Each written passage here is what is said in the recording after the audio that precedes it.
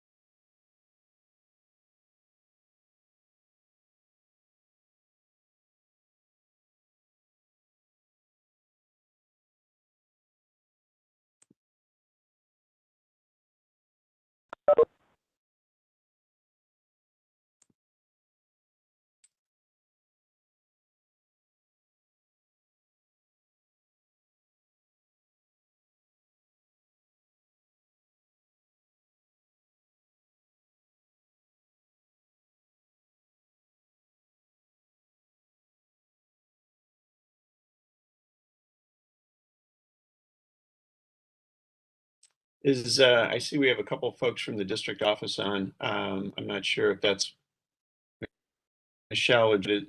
Are either of you in touch with Ms. Weatherspoon? Hi, Gabe. She's joining right now. This is Michelle. Okay, terrific. Thanks very much. Just spoke with her. Okay.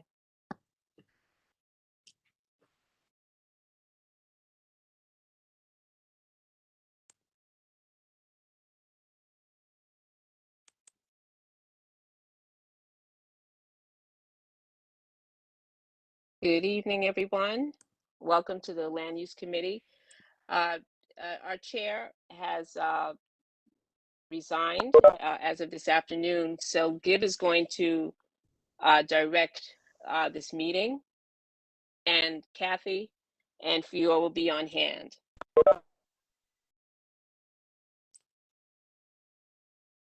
Good evening, everybody. I would like to recommend that Matthias's letter of resignation be read before we go any further. This is Giv. Is that appropriate? So I appreciate that that suggestion. However, I think we're going to first attend to our business items for the meeting this evening. We have 2 ULURP applications to review and advance to the general meeting. That's our business for tonight, and if we're able to complete that that task, we can address the issues raised in Ms. Tyus's resignation letter, which I'm also interested in myself. But Gib, this is Peter Krafton I'm sorry, speaking. we're not going to have people just speaking out of turn. I'd like to say a couple words as we get started here. We're not going to have folks just speak out of turn. So we have these 2 ULURP applications to review this evening. This has become very, very charged. We've had a number of special meetings about this as well. But in reality, this committee and its subcommittees have been working on a rezoning plan for this area for a number of years, and we're fully prepared with the tools we have to evaluate the respective benefits and potential shortcomings of these applications and make a recommendation to the board, and that's what we're going to do this evening.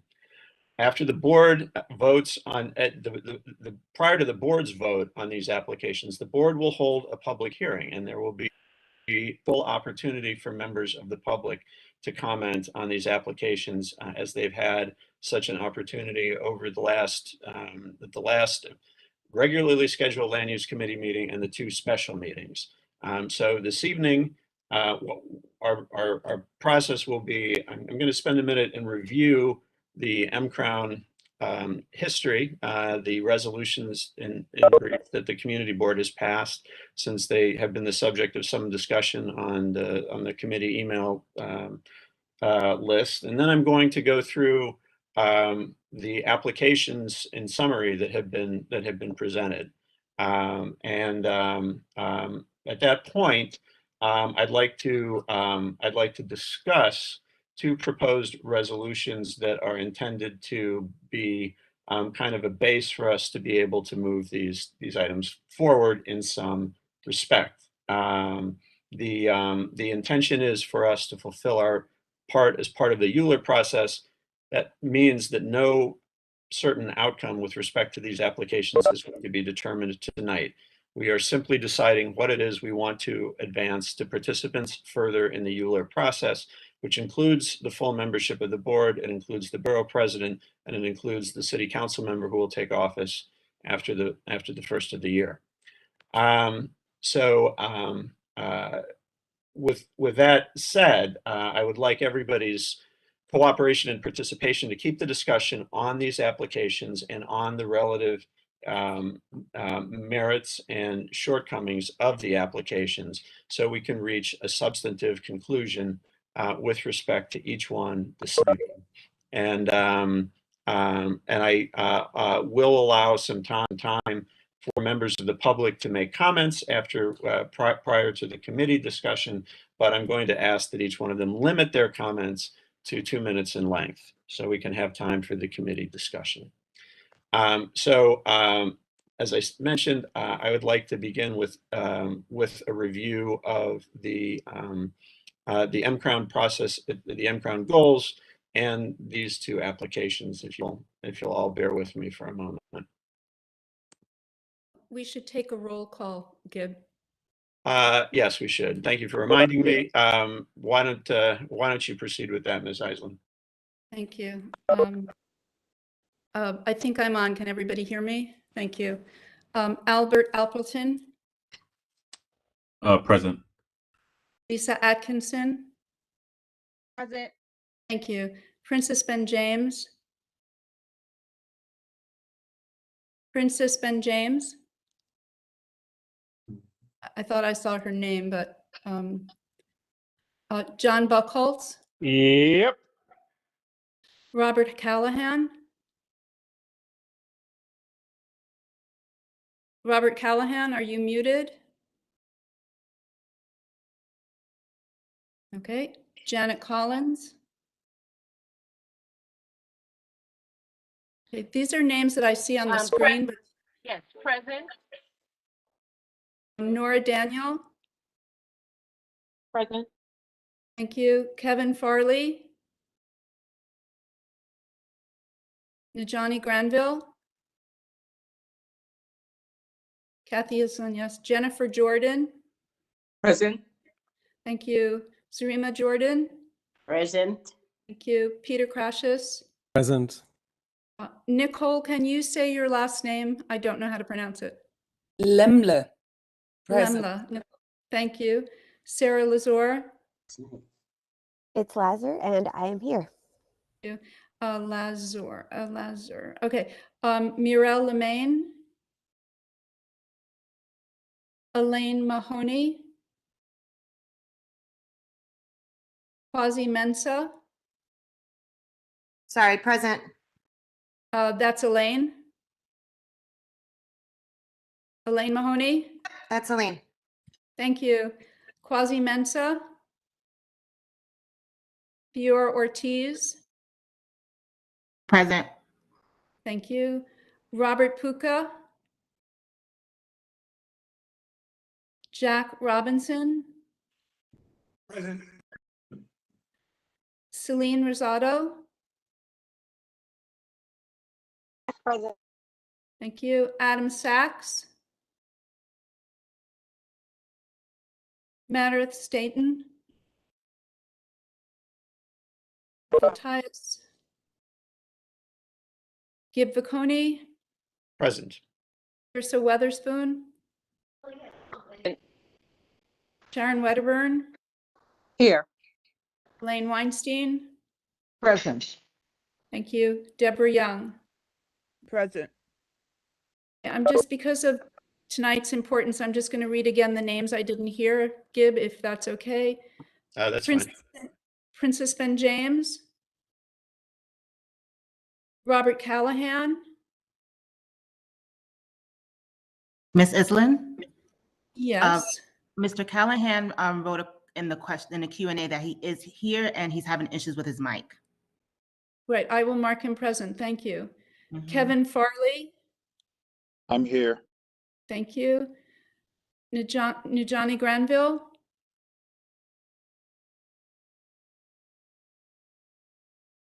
Muriel Lemaine.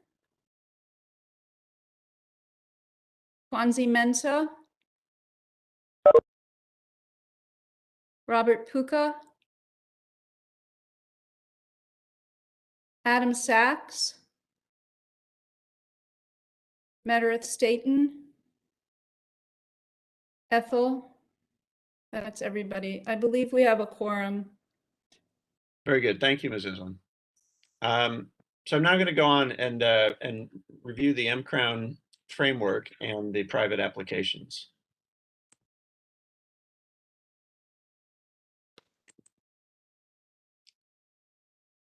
Hopefully all of you can see my screen at this point.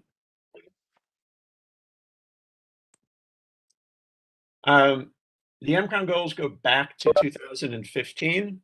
They are basically four: to rezone the current M11 district to increase available density for commercial and manufacturing uses mixed with residential, to use market rate residential development to cross-subsidize affordable housing and manufacturing, to set affordability levels based on median income for Community District 8, and to tailor allowable manufacturing uses in the new zone to maximize the potential for living wage jobs.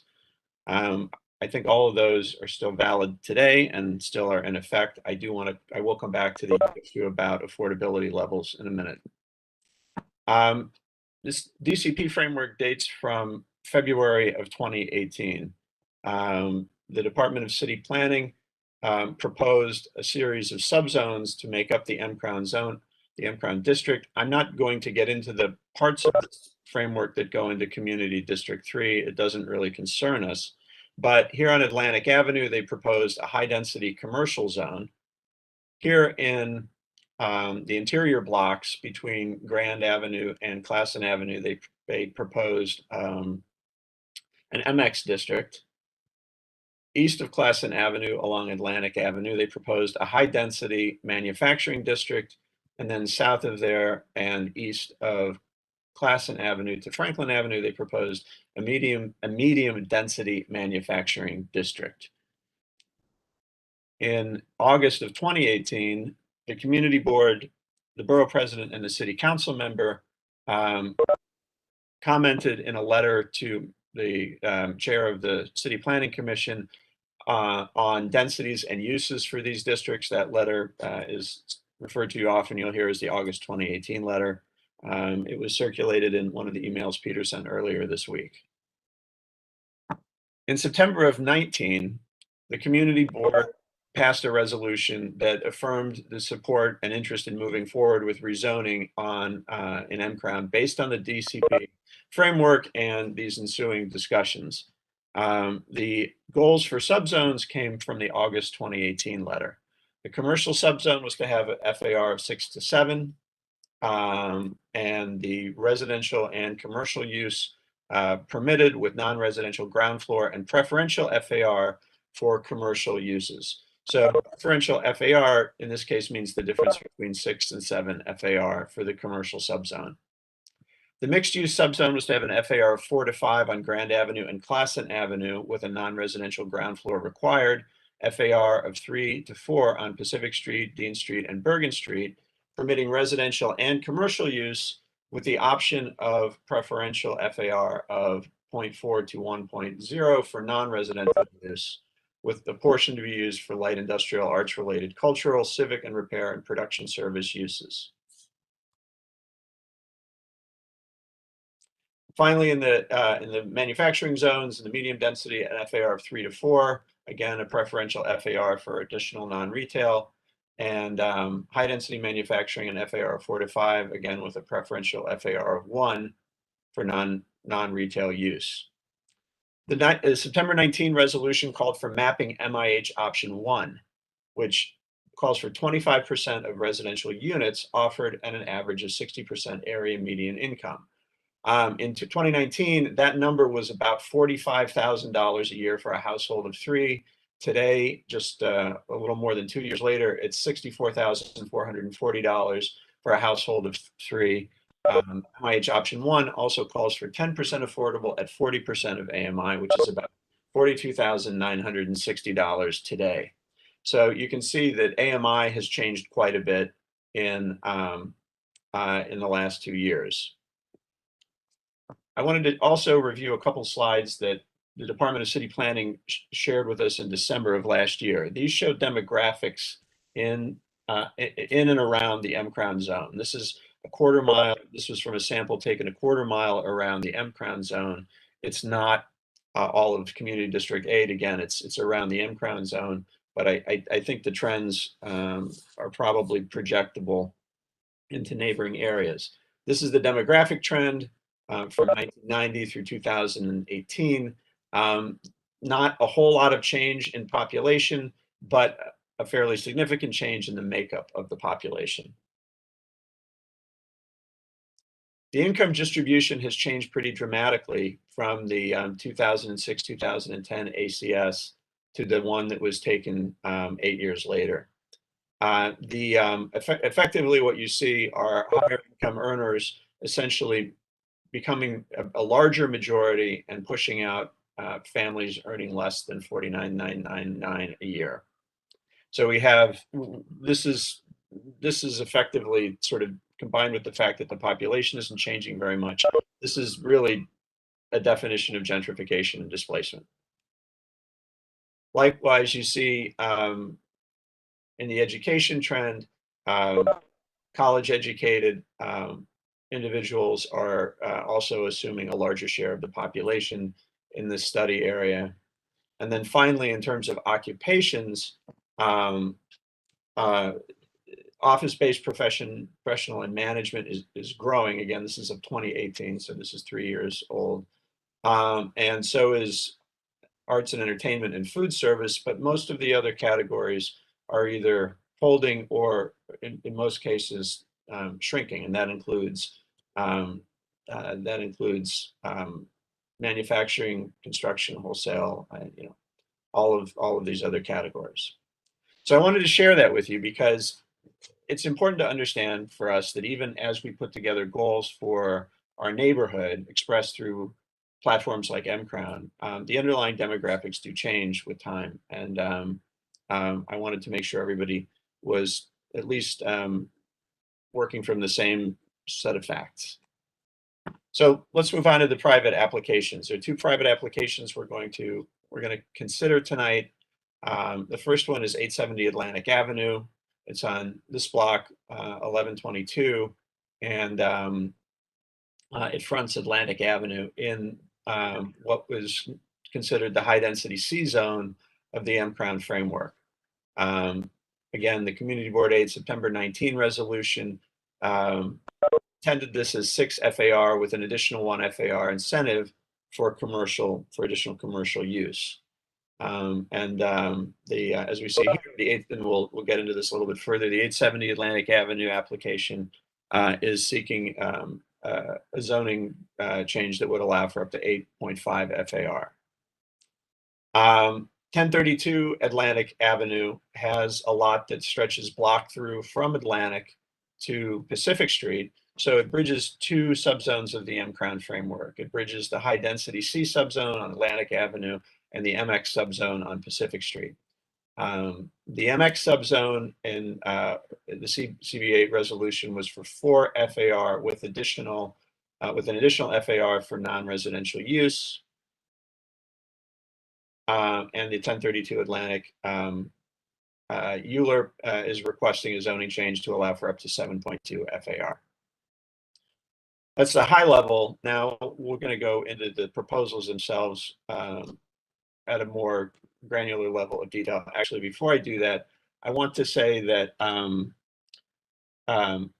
of you have been familiar with the mCrown process, understand that we've identified certain uses that we consider to be appropriate light industrial uses. We made that group intentionally broad during our discussions with the Department of City Planning because they were concerned that we were being too restrictive and we would scare away any potential developers. This turned out maybe not to be the case, as demonstrated by the Grand Pacific rezoning, but ultimately it wasn't persuasive enough to DCP for them to move forward with a neighborhood rezoning. In this instance, I have asked these applicants to consider a narrower list of uses that are more focused on light industrial, and that's the list of uses you see in front of you here. These uses involve making things, repairing things, various art and artisan uses, and represent the intent of more of the intent of the original mCrown resolution. And I should say that the applicants have expressed a willingness to work with these uses for the space that they have proposed for mCrown uses in their projects. We're going to start with 870 Atlantic Avenue. This is kind of a breakdown of what is being sought versus what mCrown under the framework would have required. The things I've highlighted in red are things that I think generally members of the committee might feel are unfavorable relative to mCrown. This building, this particular proposal that utilizes MIH option 3 would be 15 stories, whereas we would expect the M Crown C zone to have been 14 stories. It's 1.5 additional FAR. It ends up being another 44,300 square feet of residential floor area and about 19,000 less non-residential. However, this proposal includes 4,700 square feet of M Crown uses, which would not have been required at all under M Crown. The framework did not envision any light industrial uses on Atlantic Avenue. So by provisioning this use in the project, the applicant is hoping to bring the project closer in line to the whole sense of the M Crown platform. However, total non-residential is still 14,300 square feet less than what would have been required under M Crown.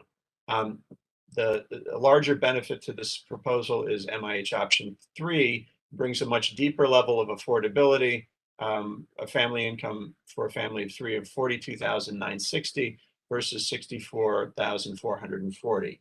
I would observe that this 42,000 number is a lot closer to the number that the community board was targeting back when its 2015 and 2019 resolutions were passed. So this proposal represents somewhat of a trade, I would say, of additional density, which is basically cross-subsidizing light industrial use, again, consistent with the original intent of the M Crown resolution.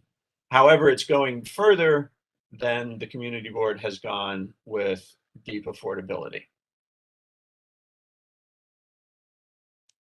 The second proposal for 870 Atlantic, the second alternate, is one that implements MIH option 1. It also provides more M Crown floor area instead of 4,600 square feet. This proposal offers 7,500 square feet, and it provides, it includes that in a total of 30,000 square feet non-residential, which is what would have been sought under the M Crown proposal. So this effectively, again, takes 30,000 square feet additional and uses it to cross-subsidize, let's say you could think of a quarter of this additional residential area cross-subsidizing the M Crown floor area, and then an additional 12 apartments fall out of this because of the, effectively because 25% of all of the residential floor area is affordable under MIH option 1. So again, this is an increase in density relative to what would have been sought under the framework, but it is providing it's providing a trade-off in terms of additional floor area and some affordable housing. At this time, I would like to go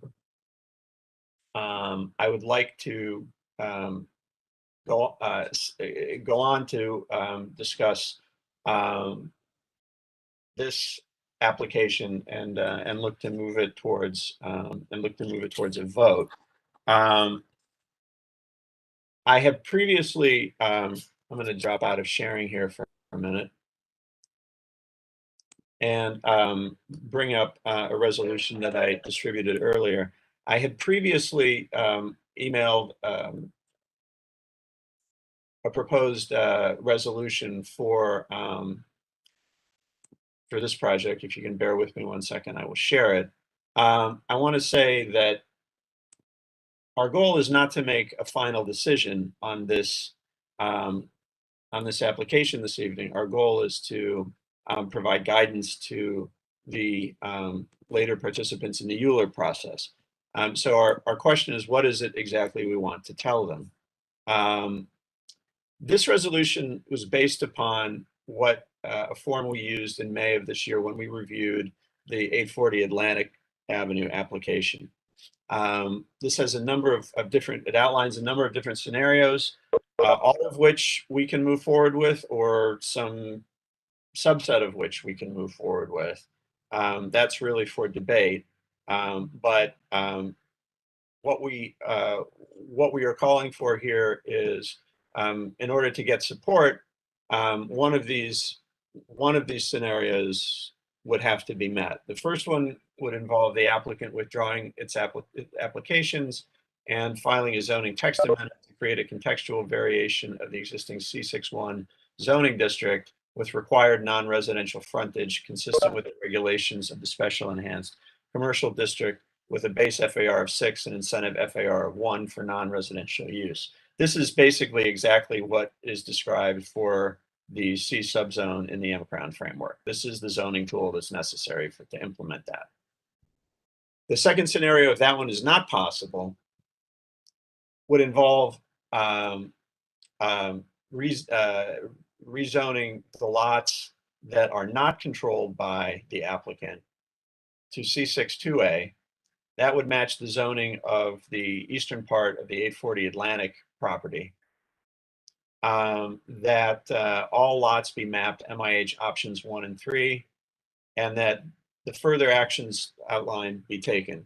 That the applicant, and this first one describes the applicant's MIH 3 proposal, the applicant make a binding commitment to restrict use of a minimum of 4,700 square feet of floor area to use groups 7B, 8B, 9A, 11, 16A, 16D, 17B, and 18A.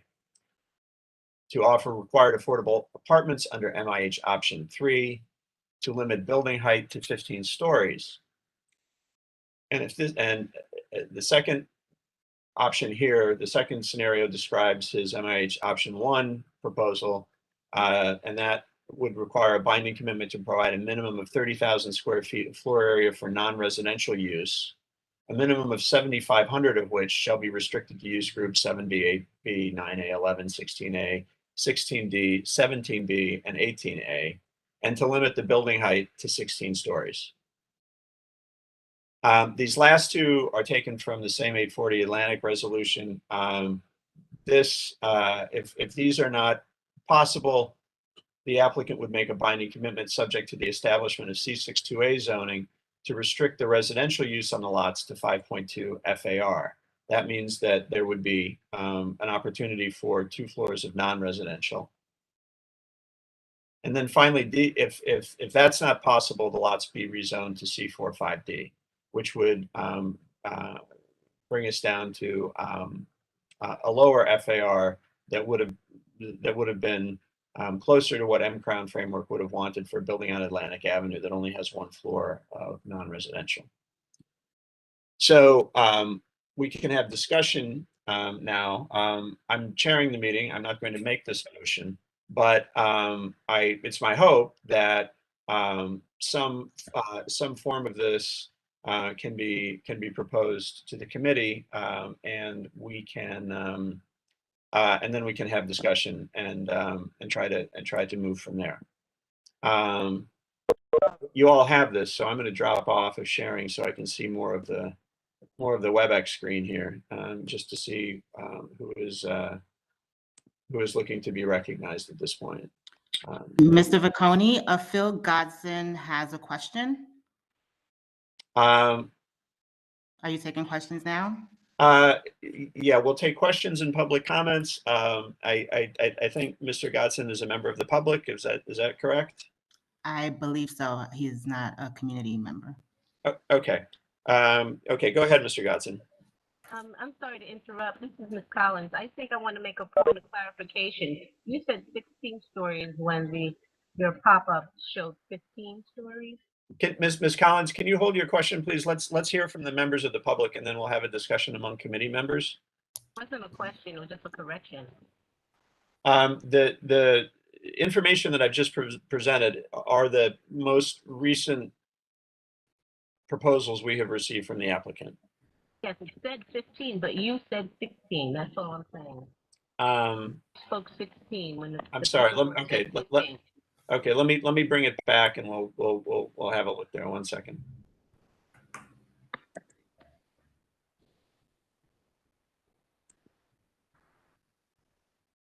So the 870 Atlantic MIH option 3 proposal is a 15-story height limit. And the option 1 proposal is a 16-story height limit. Does that answer your question? Well, no, it's the other page that you showed that had the two options on one page. And you were going over that thing, page 15.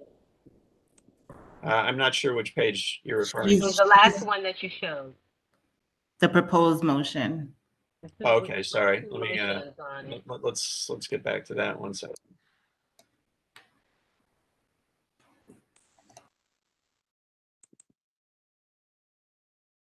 So this is the first here is the MIH option 3 proposal.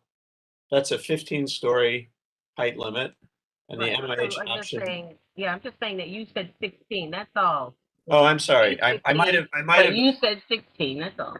Oh, okay. I might have misspoke, but the resolution is correct. Okay. Okay. Let's go on then to Mr. Godson's comment.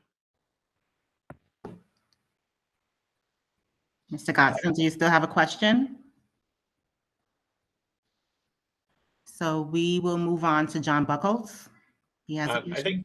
think Mr. Buckholz is a member Yes. of the committee. I'd just like to Correct. ask, are any other members of the public that have that would like to comment or would like to ask a question? Okay. Yes, my question was just whether the community income levels compared to a few years ago were inflation adjusted. That data would have come from the Census Bureau, but I'm afraid I don't have an answer to whether the ACS adjusts for inflation. It's probably possible to figure that out using the internet, but I don't know the answer to it off the top of my head. Okay, we have a public member, Renzo Ramirez. Mr. Ramirez? Yes, can you guys hear me? We can. All right, I'm not sure if everything is working right now. Okay, can you guys hear me? Yes. Yes, we can hear you. All right, cool, thank you. Good evening, Community Board 8. My name is Renzo Ramirez, and I am a member of 32BJ SEIU.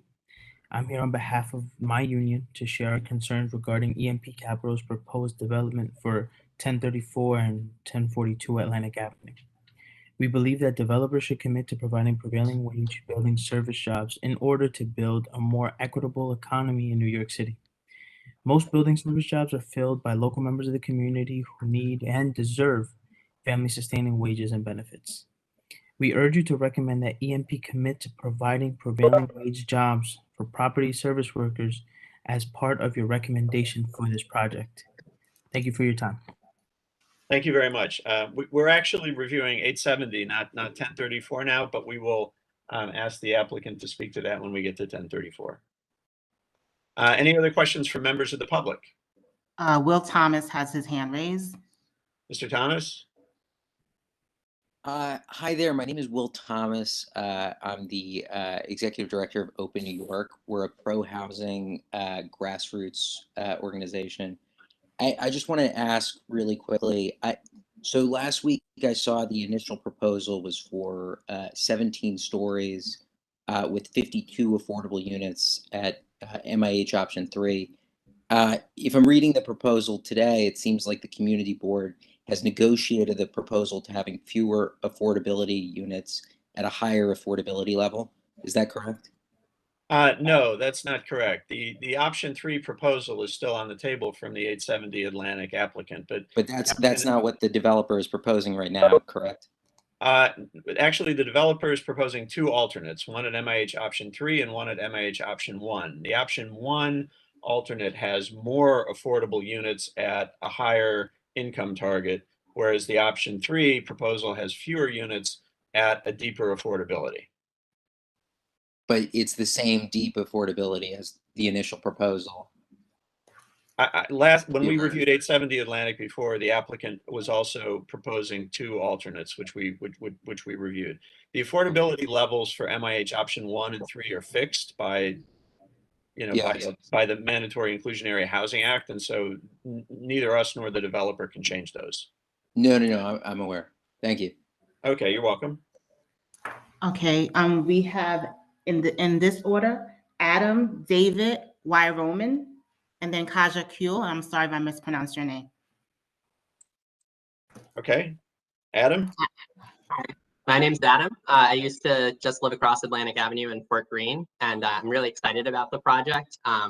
You know, it sounds like the developer has paid attention to the uses that this community board is trying to get in the area. You know, having this deep affordability, but also bringing light industrial uses. You also talked about in your presentation displacement, and this seems like a really good opportunity to build a lot more housing in an area that doesn't really have anyone living there right now, right? So to me, this kind of seems like a no-brainer to build more housing here and also demonstrate to developers and other people who want to build in our community that while MCRN is just kind of our framework and way of looking at things, like it's clearly working and people are paying attention to that and seeing the uses that we want and kind of crafting their proposals to that. So I think it's good that it's potentially denser than MCRN. I think housing is great and we need a lot more housing. And I would love if we could pass on to the broader board that this is a good proposal and we should kind of encourage and support it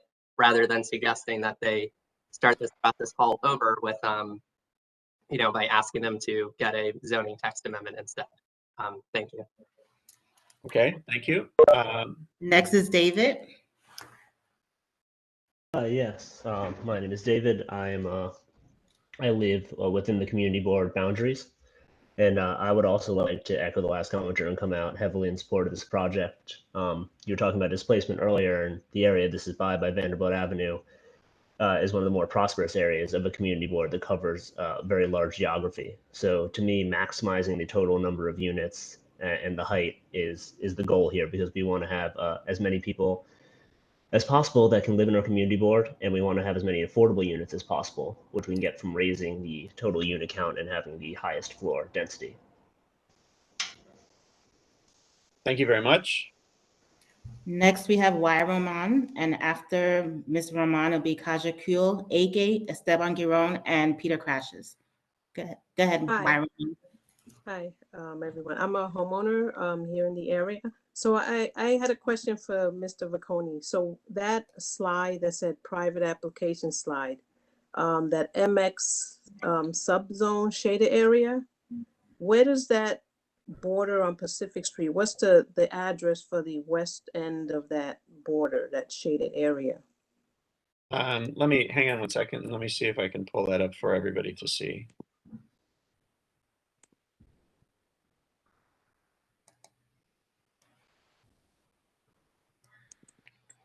Let's try it this way. Okay, you see, you're looking at the orange area that's labeled MX, correct? The light, that light orange, yeah. What's the on the west border? What's the address, the last address on Pacific Street? It's a great question. I don't know the address, but I can tell you what the borders are. This is Grand Street right here. Grand Avenue, okay. Grand Avenue, I'm sorry. This is Bergen Street. Uh-huh. This is Classen Avenue here. So we're on each side of Classen Avenue, and we're on Dean Street. Okay. Oh, okay. This is Pacific, Bergen, Grand, Classen. Okay. Thank you very much. And I have one more question. In your experience, have developers really adhered to all these agreements that are being set forth with all the developments? Have they adhered? So it's I'm going to start by saying it's a relatively new process for the community board. Our first experience with an agreement with a developer for additional public goods above and beyond what would be specified in zoning was at the Grand Pacific rezoning, which is a lot on the corner of Grand Avenue and Pacific Street. Although the project is, I guess, just breaking ground, so far the developer has performed according to the agreement. But our agreements do provide for remedies for non-performance that are, that are liquidated damages collectible by the community board. Okay. And one more comment. As I said before, I was a homeowner, and in my experience, the two developers on either side of me didn't adhere to the agreements. How does a person like me, a private homeowner, have any kind of support when these things happen? Is there anywhere I can go? You really have to start with I have no idea what kinds of agreements that you're referring to, but I would say your first recourse is the Department of Buildings. Right. And then, you know, if the Department of, if it goes beyond something that is solvable by the Department of Buildings, you know, probably need to seek some legal assistance. Yes. But unfortunately, beyond that, I think the answer to your question might be beyond the scope of our meeting this evening. Right. Okay. And one more thing, the FAR, what is the FAR and the ULARP? Where can I look those up so I can understand that better? ULURP means Uniform Land Review Process. Okay. It's a chain of events that happen when a part of New York City is proposed to change the use that is made there. And it involves review by the community board, which we're doing tonight, as well as review by the borough president, the city planning commission, and the city council. Okay. And the FAR? FAR means floor area ratio. That is so the area is the size of the lot. Okay. And the floor area ratio is a multiple of the size of the lot that a developer is allowed to build in floor space. Okay. Thank you very much, Mr. Vacconi. You're very welcome.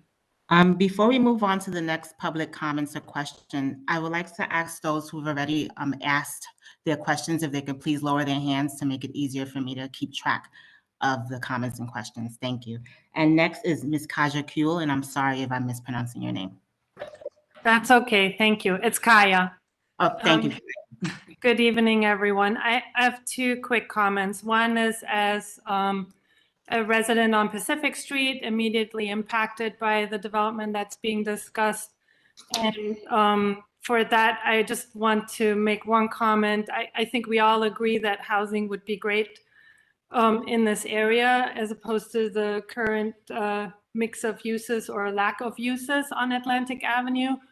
But if you look at the zoning map of New York City, you will be hard pressed to find any area that has such an extreme difference in density or height, where an R9A equivalent abuts an R6B, maybe in the Upper East Side. But if you look just across the street on Atlantic Avenue, there's a reason for why there's sort of the step down in height from Atlantic Avenue to the neighboring townhouse districts. And so agreeing to the proposal, as much as I appreciate the comments about needed housing in this case, doesn't necessarily need to mean agreeing to such a high density, and especially such a high height of the buildings right next to 3 to 4 story townhouses.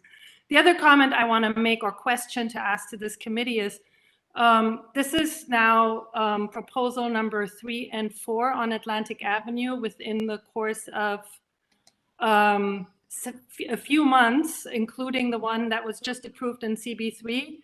And I'm really wondering whether we wouldn't all be better served with a comprehensive planning process for Atlantic Avenue and beyond, where we are not limited to having sort of little negotiations with individual developers, but where we can include a public and inclusive discussion about parks, about improvements to Atlantic Avenue. Everybody has to cross Atlantic Avenue to get to the subway, and it's a dangerous place. It's a hostile environment. We could get so much more if we would look at this comprehensively. All these EASs exclude the other projects to the extent that we would have a better sense of the impact of all these developments on all the other services that are needed. That's all I wanted to mention. Thank you. Thank you. I share your preference for doing a neighborhood-wide rezoning. We've been trying to encourage the Department of City Planning to do that for the last 7 years, effectively. I would really encourage you to talk about a comprehensive plan and not a rezoning, because it includes the thinking of jobs, open space, transportation. City planning is only one part of that. If I may address your question, I'm sorry if I used the wrong term, but I think you can see from some of the demographic analysis I presented earlier, which was created by the Department of City Planning, those types of concerns about jobs, about about displacement are part of the discussion. We can argue about whether they're being fully considered or not. That's not at stake.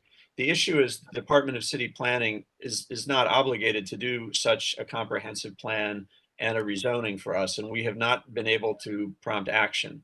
This does not mean that we don't continue to want that result, but we are in the middle of a Euler process, and we have a responsibility to review these applications. And that is basically an opportunity to pass on information to the participants further in the Euler process who make the final decisions. If we want to include in our resolution a first preference for a neighborhood rezoning, we can include that as well. But since this is our opportunity to pass down that guidance to the future participants in the Euler process, it may be also wise for us to give them more guidance in the event that they conclude they can't achieve a comprehensive plan in the near future. If you look at what happened at CB3, it's that the City Planning Commission didn't adhere to the advice of the community board. So I would be just caution you. We can argue, Ms. Gill, I really don't want to have an argument with you. I know you're very experienced in all of this stuff. I appreciate it. It's that you're right that they didn't adhere to the guidance of the community board. They went up to R9 when the community board asked for R8. And the city council member did as well in that project. We can't control what the later participants in the Euler process do. We cannot control what the Department of City Planning does. We can simply provide them as much direction as we can.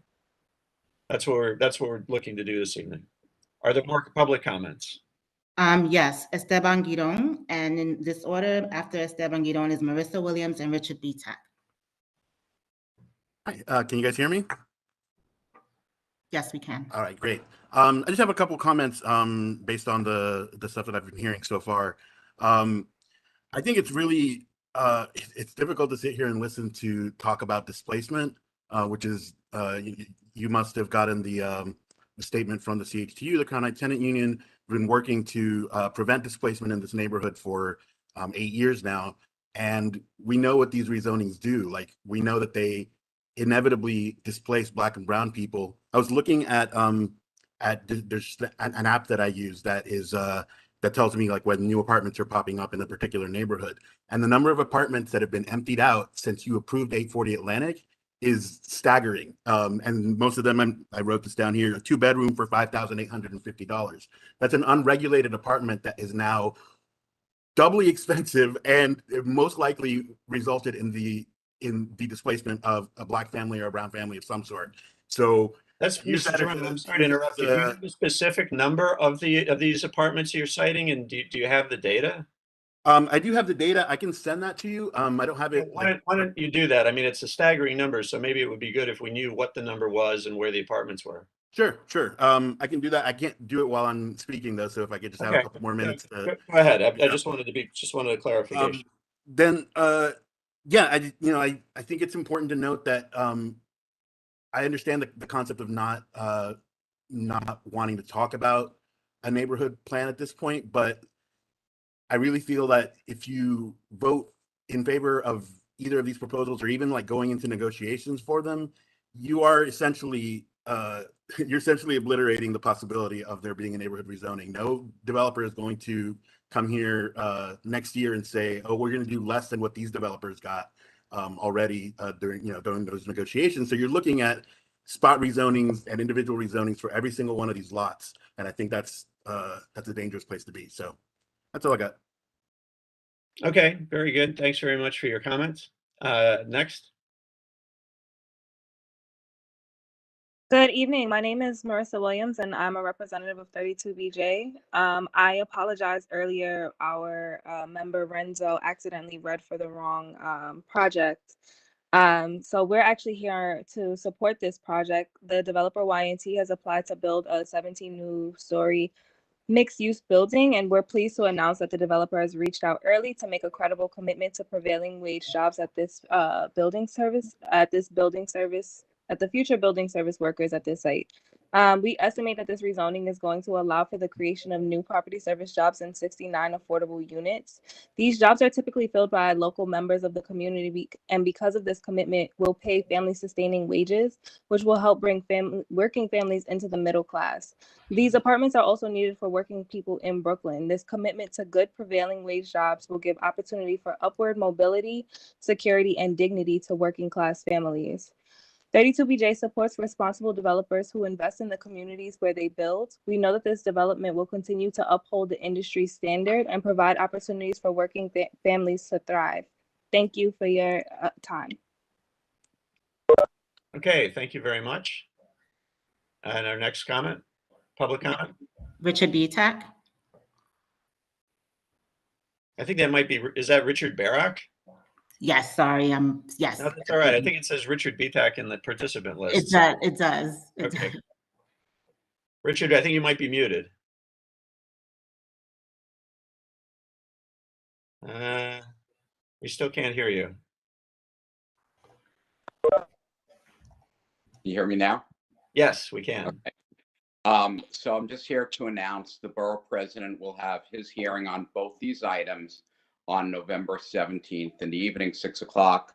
It will be a WebEx link. And I believe the board has a copy of the notice. If you want to post it somewhere, and it should be on our website pretty soon. And if anybody wants to email the office, we could also send the notice that way as well. Thank you. Thanks, Richard. Are there other comments from members of the public? The last one in the Q&A is from Agate. Do you want to ask your question? Yes, hi there. Hi, Gib. We were just wondering, as a resident on Pacific Street, I know that back in the day we discussed those who live and have lived in this one zone, if there was some type of a benefit in regards to any type of air rights. Is this anything that has been negotiated? As far as I can see from these applications, there's no transfer of development rights going on for at 870 Atlantic Avenue. Okay, is that something that would be considered or no? I don't know, but I think the developer already is a little bit pressed to fit 8.5 FAR into the envelope he set out. So I don't know if he has the opportunity to use additional air rights or not. That's what I figured. Okay, thank you. Okay, and the second question here from Agathe was curious: is the affordable housing applied to rental or to purchase? These will be rental units. All units in these buildings will be rental units. And one of the things I did not mention about the affordable housing is that all affordable housing provided under MIH has a 50% unit preference to the community district in which it's built. And so residents of Community District 8 will have preference on half of any affordable units that are provided at either of these buildings. Okay, and could they become units that you can sell, and would that affordable criteria still apply? They can't be sold. They're rental units. They'll be permanently affordable forever under MIH, but they'll be rentals. Got it. Thank you. Okay, and I think Ms. LeMay just wanted some verification on the date that Richard was talking about in regards to the borough president's office. Richard, could you repeat that information?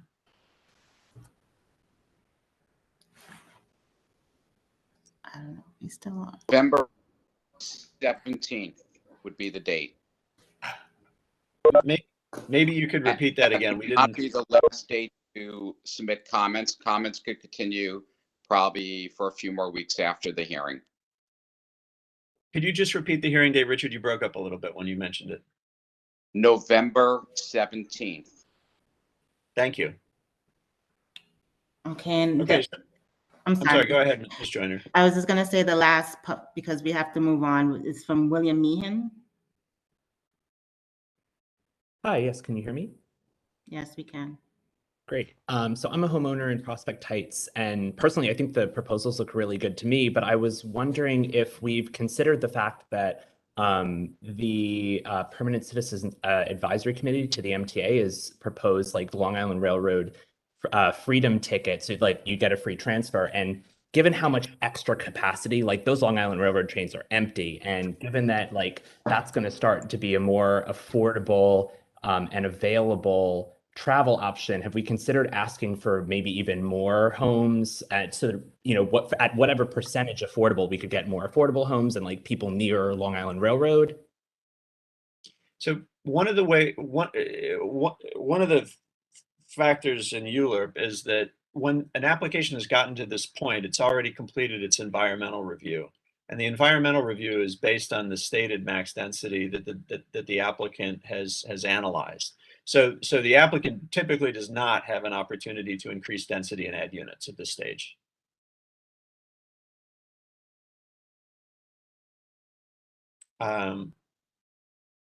Okay, I guess I see a hand up from Marissa Williams. I think we'll take one more, and then if we need to move on to a committee discussion, if we can. Ms. Williams? I believe Ms. Williams asked her question. Okay, her hand is still up. Okay, thanks very much, Ms. Joyner. You're welcome. And I think is there a Douglas that wanted to ask, and that'll be the last public? Is there Douglas? Okay. So no more public member questions. All right, thanks very much, Ms. Joyner. And I want to thank all the members of the public who spoke and your cooperation. When we move into the committee discussion, I would like us to begin that discussion with a motion so we can begin to frame our discussion around moving this action item forward. As I said, I circulated a proposed motion earlier. Is there anyone at this point who wants to propose that motion or some subset or other version of it?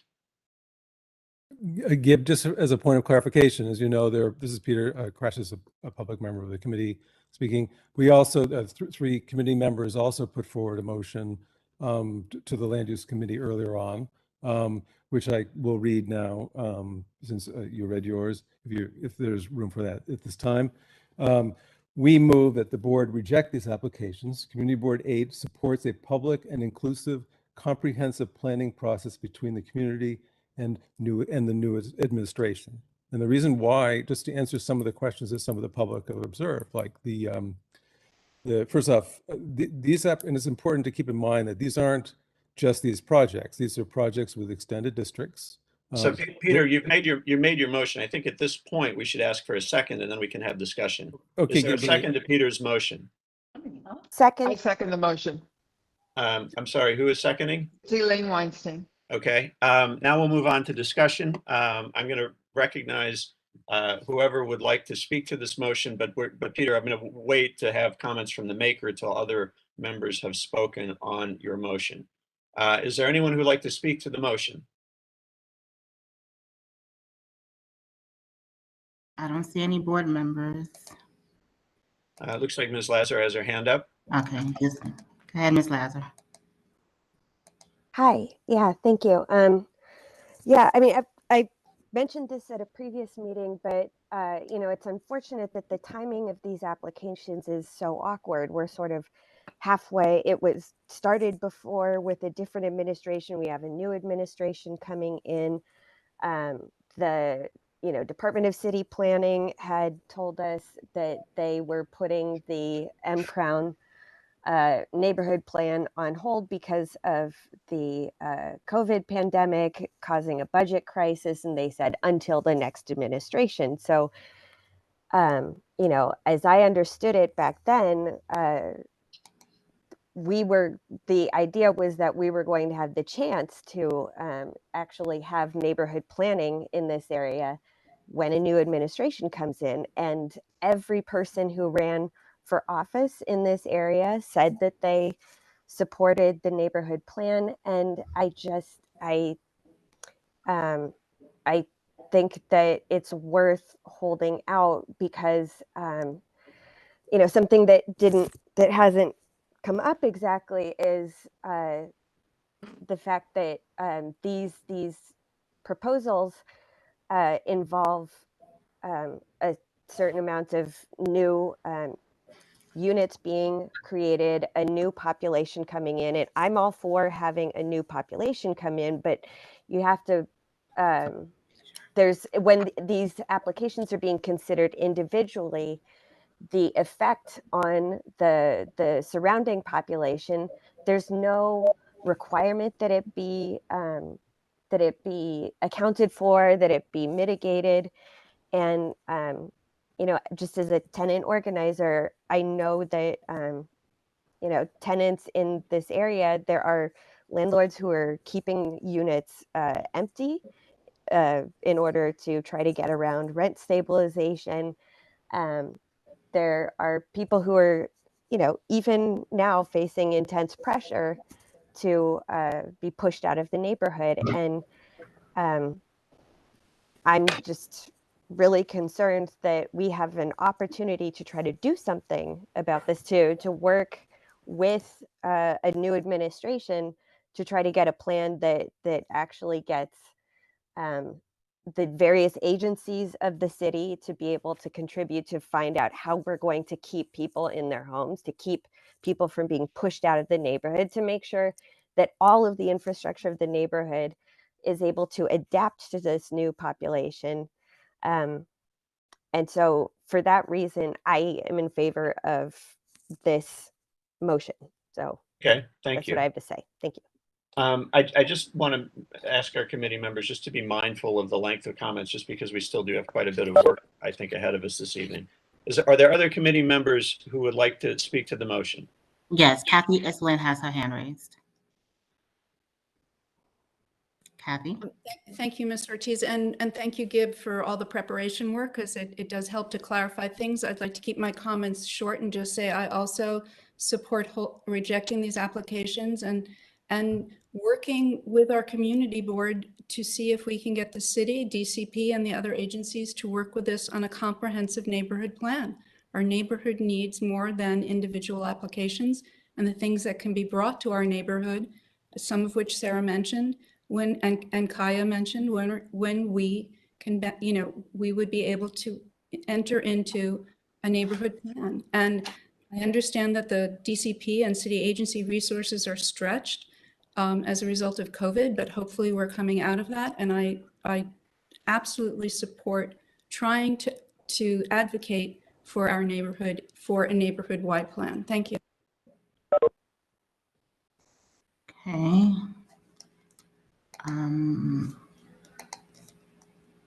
I don't see any other. Mr. Crashes, do you still have your hand I still raised? think I'm sorry. I think Ms. Mahoney has her hand up. Thanks, Gib. And thank you all for, all the work you put into putting these proposals together. I think that a neighborhood plan would be great. I don't necessarily support the Crown plan. And there are plenty of studies to that earlier commenter's point that rezonings do lead to gentrification and displacement. And if we had a public chat right now, I'd be happy to put those in the chat. But I think most of the people on this call are well aware that that is known cited fact. I think we also need to just be realistic about the fact that despite we have been given promises that neighborhood planning would happen perhaps with the next administration, the reality is that DCP has lost almost 30% of their staff. They currently have over 17 jobs posted open on their website because that's all they get approval for right now. The city hiring process under the best of times takes many months. So realistically, even if DCP was supportive of engaging in a neighborhood planning process, just from a staffing perspective, we can't expect to engage with them in any meaningful way for a minimum of 12 to 18 months. So I think we should be mindful of that. I also think that Atlantic Avenue, regardless of what type of neighborhood planning we ultimately go through, makes sense for high density zoning. If we're going to have high density, that's where it should be. And so in the interim, as much as I hate ULURP processes, I think it makes sense to try to work one-on-one until we can engage with DCP on a more meaningful level. That's all. Thank you. Okay, we have Lisa Atkinson and then Elaine Weinstein. And I believe I see Jack Robinson's hand up as well. Yes, but I believe right now we are taking community board members' questions, and then we will go back to public members. To Committee members, no, or just committee members, yes. He is a board member. Jack. He's a committee member. He's a committee member. Okay, so he'll be after Elaine Weinstein. Ms. Atkinson? Yes, my question is, I am new to all of this process, I've been learning, but I have a question. If we don't approve this and we reject it, will we have the same situation we had? And yes, I am one of the people that voted against it, of the other location that was at the McDonald's area. I don't remember the numbers. But if we reject this, would this still go through with our current administration? Would they give in to the developers and not what we're asking? Would that situation happen again? The fact of the matter is we do not control the later actors in the ULIP process. We don't control the borough president. We don't control the city planning commission or the city council. So this is basically our opportunity to say whatever we want to say. And to your point, if we just simply reject the application out of hand, we've said nothing more. And if those later actors don't agree with us, they have nothing else to go on to base their decision, with the input of the community board. That's what I thought. I just don't want that situation to happen. I am a legacy generation. My family has grown up in community board from before. And as incomes and everything change, I would literally, I change within the incomes as well. So I understand I don't qualify for the MIH3. So, but I do actually want it to be so people that live in my neighborhood can actually still stay in the neighborhood. So, yeah, I just wanted to have that clarified so I know which way that I would like to vote. Thank you. Elaine Weinstein, and Thank then you so Robinson.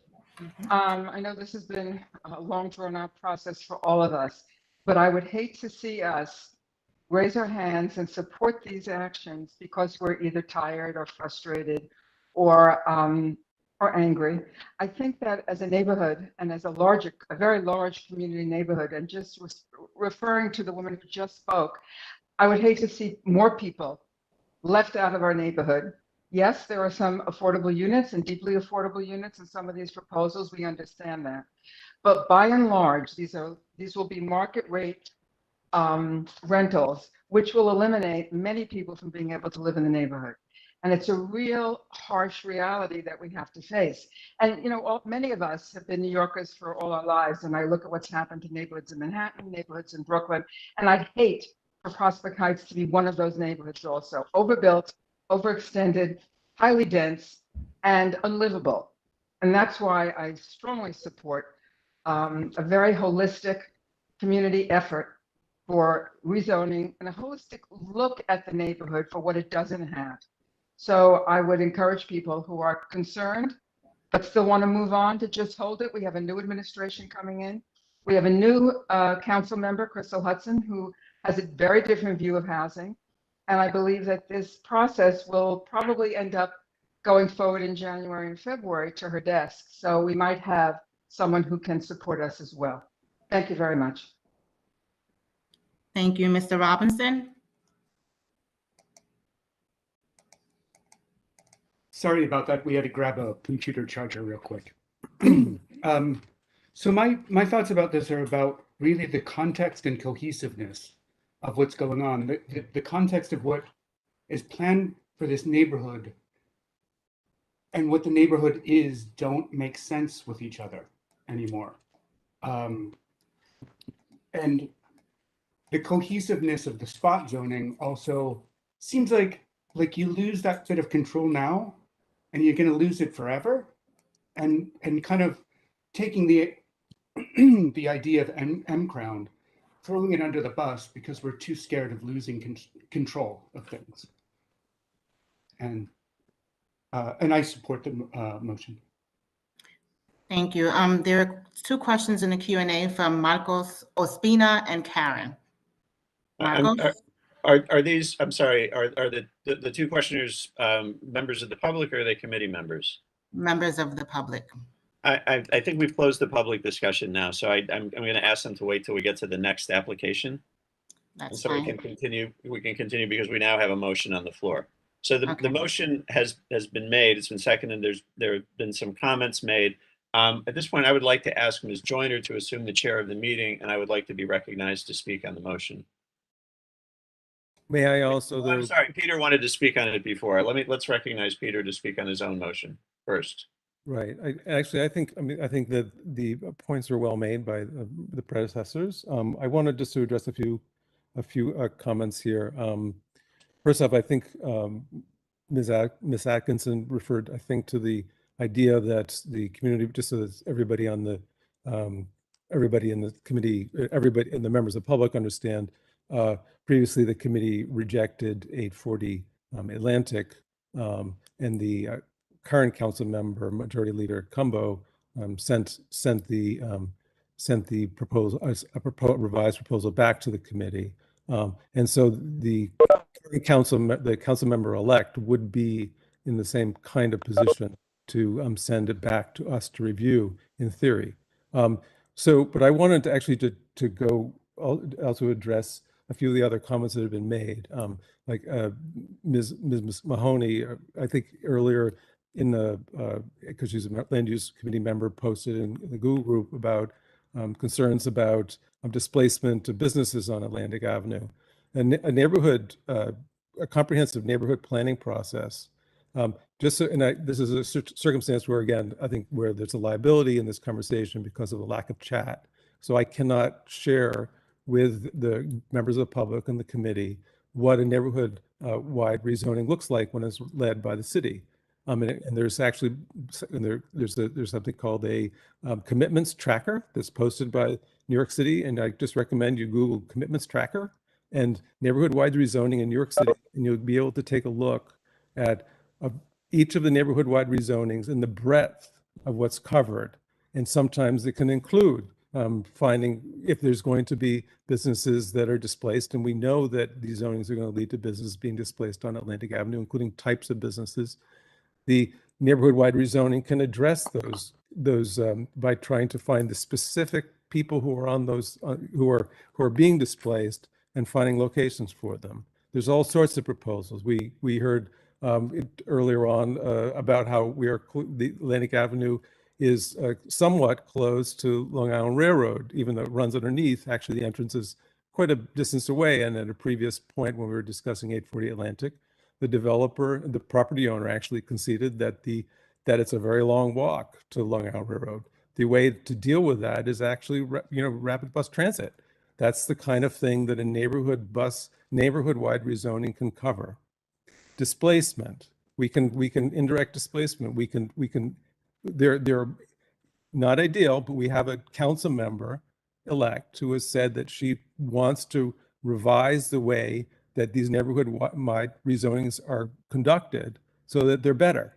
So this is an opportunity. We have an opportunity here, and we're going to be losing these individual applications are taking away our one opportunity for leverage. We really need this leverage. And the more that these individual applications chisel away, especially with Atlantic Avenue, which will have the highest density in this district, the more we allow those areas to, and it's not just these projects, each of these projects is carrying additional lots with them. One whole block, Dean, between Vanderbilt and Underhill, is virtually going to be upzoned with these two single applications that we've dealt with. So we really need to take a stand here. And I'm speaking with a lot of passion because I happen to live right near Atlantic Yards, which has got 6,450 units of housing approved. And while it was a state project, it was what was being carried in the project itself is determined by a for-profit developer. That's in essence what defined that project. And at the end of the day, the neighborhood still is desperate for leverage over this project, is still desperate to address the implications of the project for the wider neighborhood. So this is our single opportunity. We have a new administration coming in place who has supported a neighborhood-wide rezoning in the nature of M Crown. We have the potential here of losing this is just, the potential is it's too important to lose.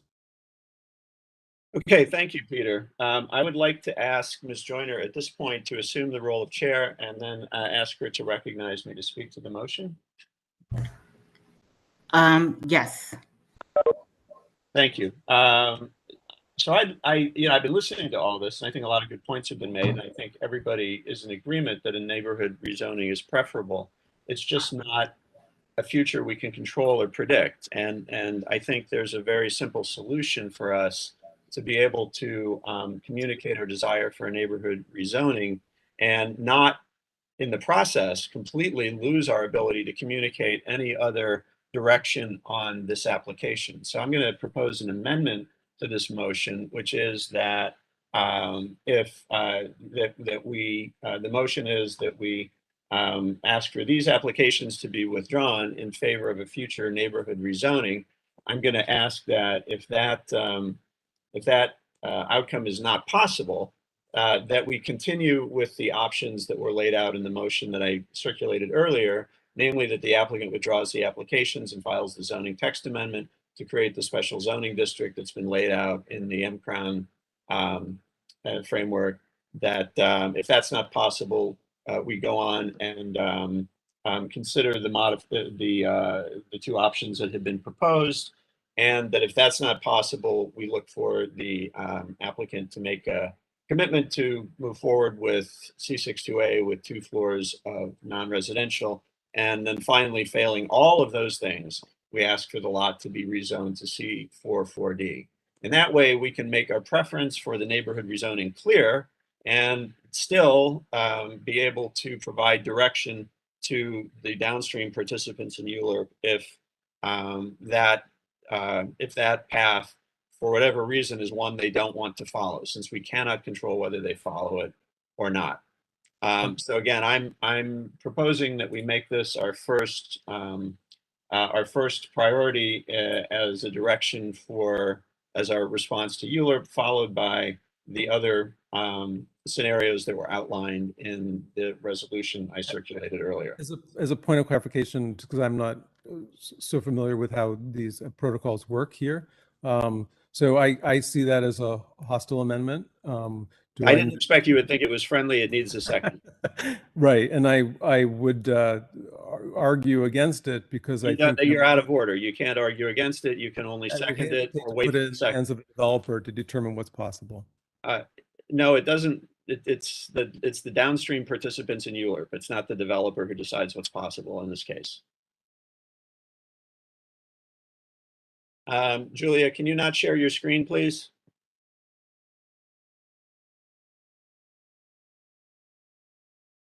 Gib, is the applicant permitted to make a comment or no? Right now, I'm looking for a second. If there's a second on the motion for an amendment that I just made. I'm going to second your amendment, and that's Lisa Atkinson. Gib, have you reassumed the chair position?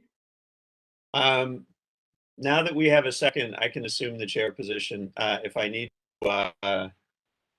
to delegate it to Ms. Joyner again, I will do so. But since we have a second on the motion, we'll have discussion on the motion.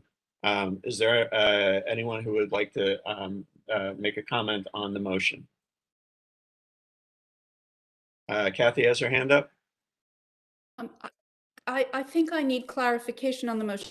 So the motion is what you circulated then, right, Gib? Which is if not 1, then 2, then 3, then 4, then 5. It's the motion that you circulated earlier in the day to committee members, if I'm not mistaken. That's what you're proposing as your motion? No, I'm proposing that be appended to Peter's motion. So the first choice in that process would be that the applications be withdrawn in favor of a neighborhood-wide rezoning. But who's making that choice?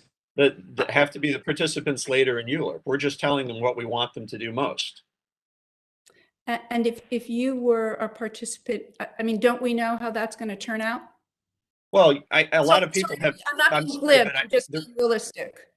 Well, I think it's important for everybody to be realistic. We've heard a lot of people say that the new city council member is going to do all these different things, and that person will in fact be the deciding voice. So if that person decides they want to reject these applications in favor of a neighborhood rezoning, they would be following, in this case, the direction we'd given them. Okay, so just to clarify, and I think this will be helpful for everyone. If you don't mind repeating what the new motion looks like, that would be really useful. Right. So the amendment is basically to add. So assuming we are voicing a preference that the applications be withdrawn in favor of a neighborhood-wide rezoning. If that is not possible, the other scenarios that were in that I circulated in the document earlier today and that we reviewed this evening would follow. So but our first choice would be that the applications be withdrawn in favor of a neighborhood rezoning. And that way we get to preserve all of our, we get to make all of the direction and preserve all of our options for the future participants whose actions at the end of the day we cannot control. We just need to tell them what's important to us, and that's the way we can do it. And I think it addresses most of the concerns that were raised in the commentary. Did Peter agree to that amendment? Peter does not have to agree. It was seconded. So now we would vote on the amendment after discussion, and then we would vote on the amended motion.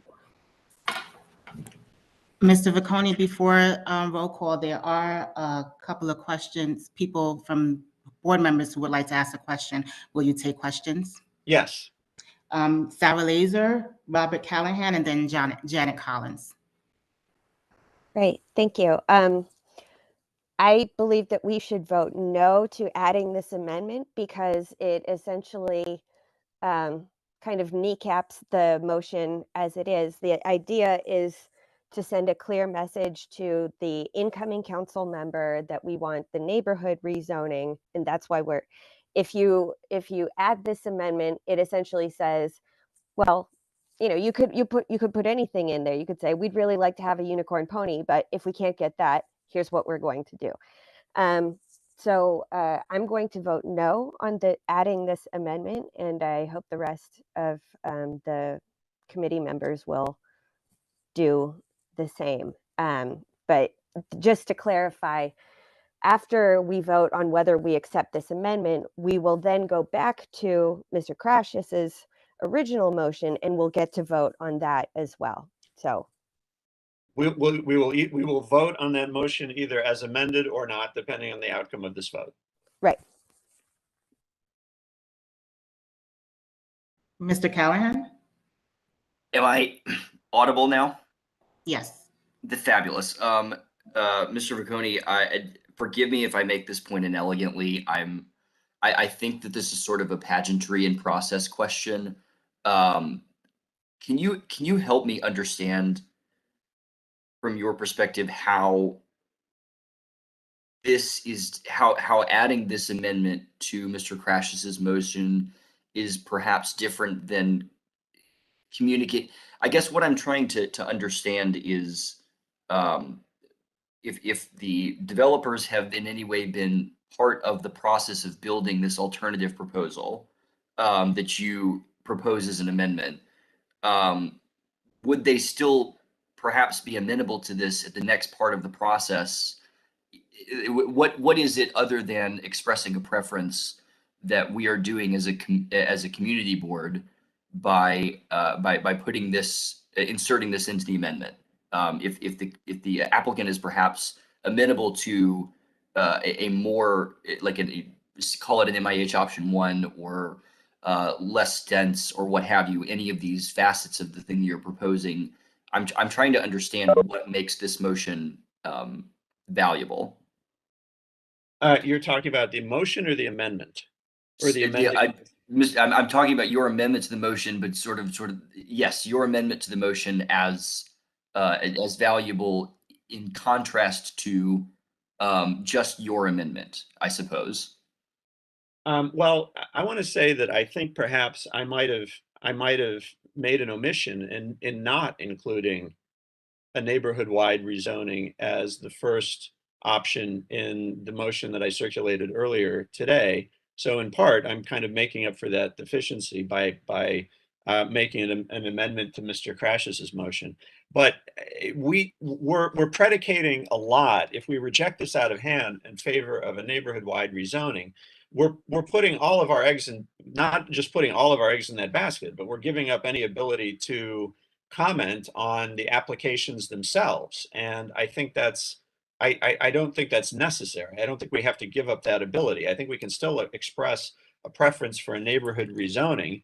And I think the council member will understand why that is our preference, given the long history we've had building up to that point. But we preserve our ability to make substantive comments on these applications during ULURP. And I think that is the goal. And I think that the participants downstream in ULURP should know what we would like to see happen if our most preferred outcome can't be achieved, which is for them to decide, not for us to decide. Does that answer your question? I think to the best of your ability, yes, that is an answer to the question. Thank you. I like that response. Thank you. Janet Collins, do you have a question? No. Okay. Elaine Mahoney? Thanks. Just to be clear, when we say neighborhood rezoning, we mean specifically the M-Crown plan. Is that correct? I think that's the intention. Was it not, or was it, Peter, did you have a different rezoning in mind? You're muted. There's multiple processes here, Ms. Mahoney. So the Department of City Planning, and again, this is, I think I've said this before, it's foolish of us to look at this as a panacea. It's not going to solve all problems or many of the problems. But ultimately, the notion of having a city-led effort here is that the city has, this is our one opportunity to pull all the agencies together with the Department of City Planning leading it, ideally with a council member who has helped us revise the process to our liking and to her liking. And we, more importantly, but we're going to be having a lot more things getting addressed, a much wider breadth of things getting addressed.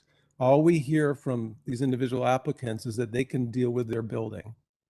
Okay, And so I would just limit it to her question, if you can, please. Well, just for a little bit of clarity, I know I'm new to the land use committee, but I'm a planner. I worked for the city for the last 6 years. I understand what happens in a neighborhood rezoning and the options that are on the table.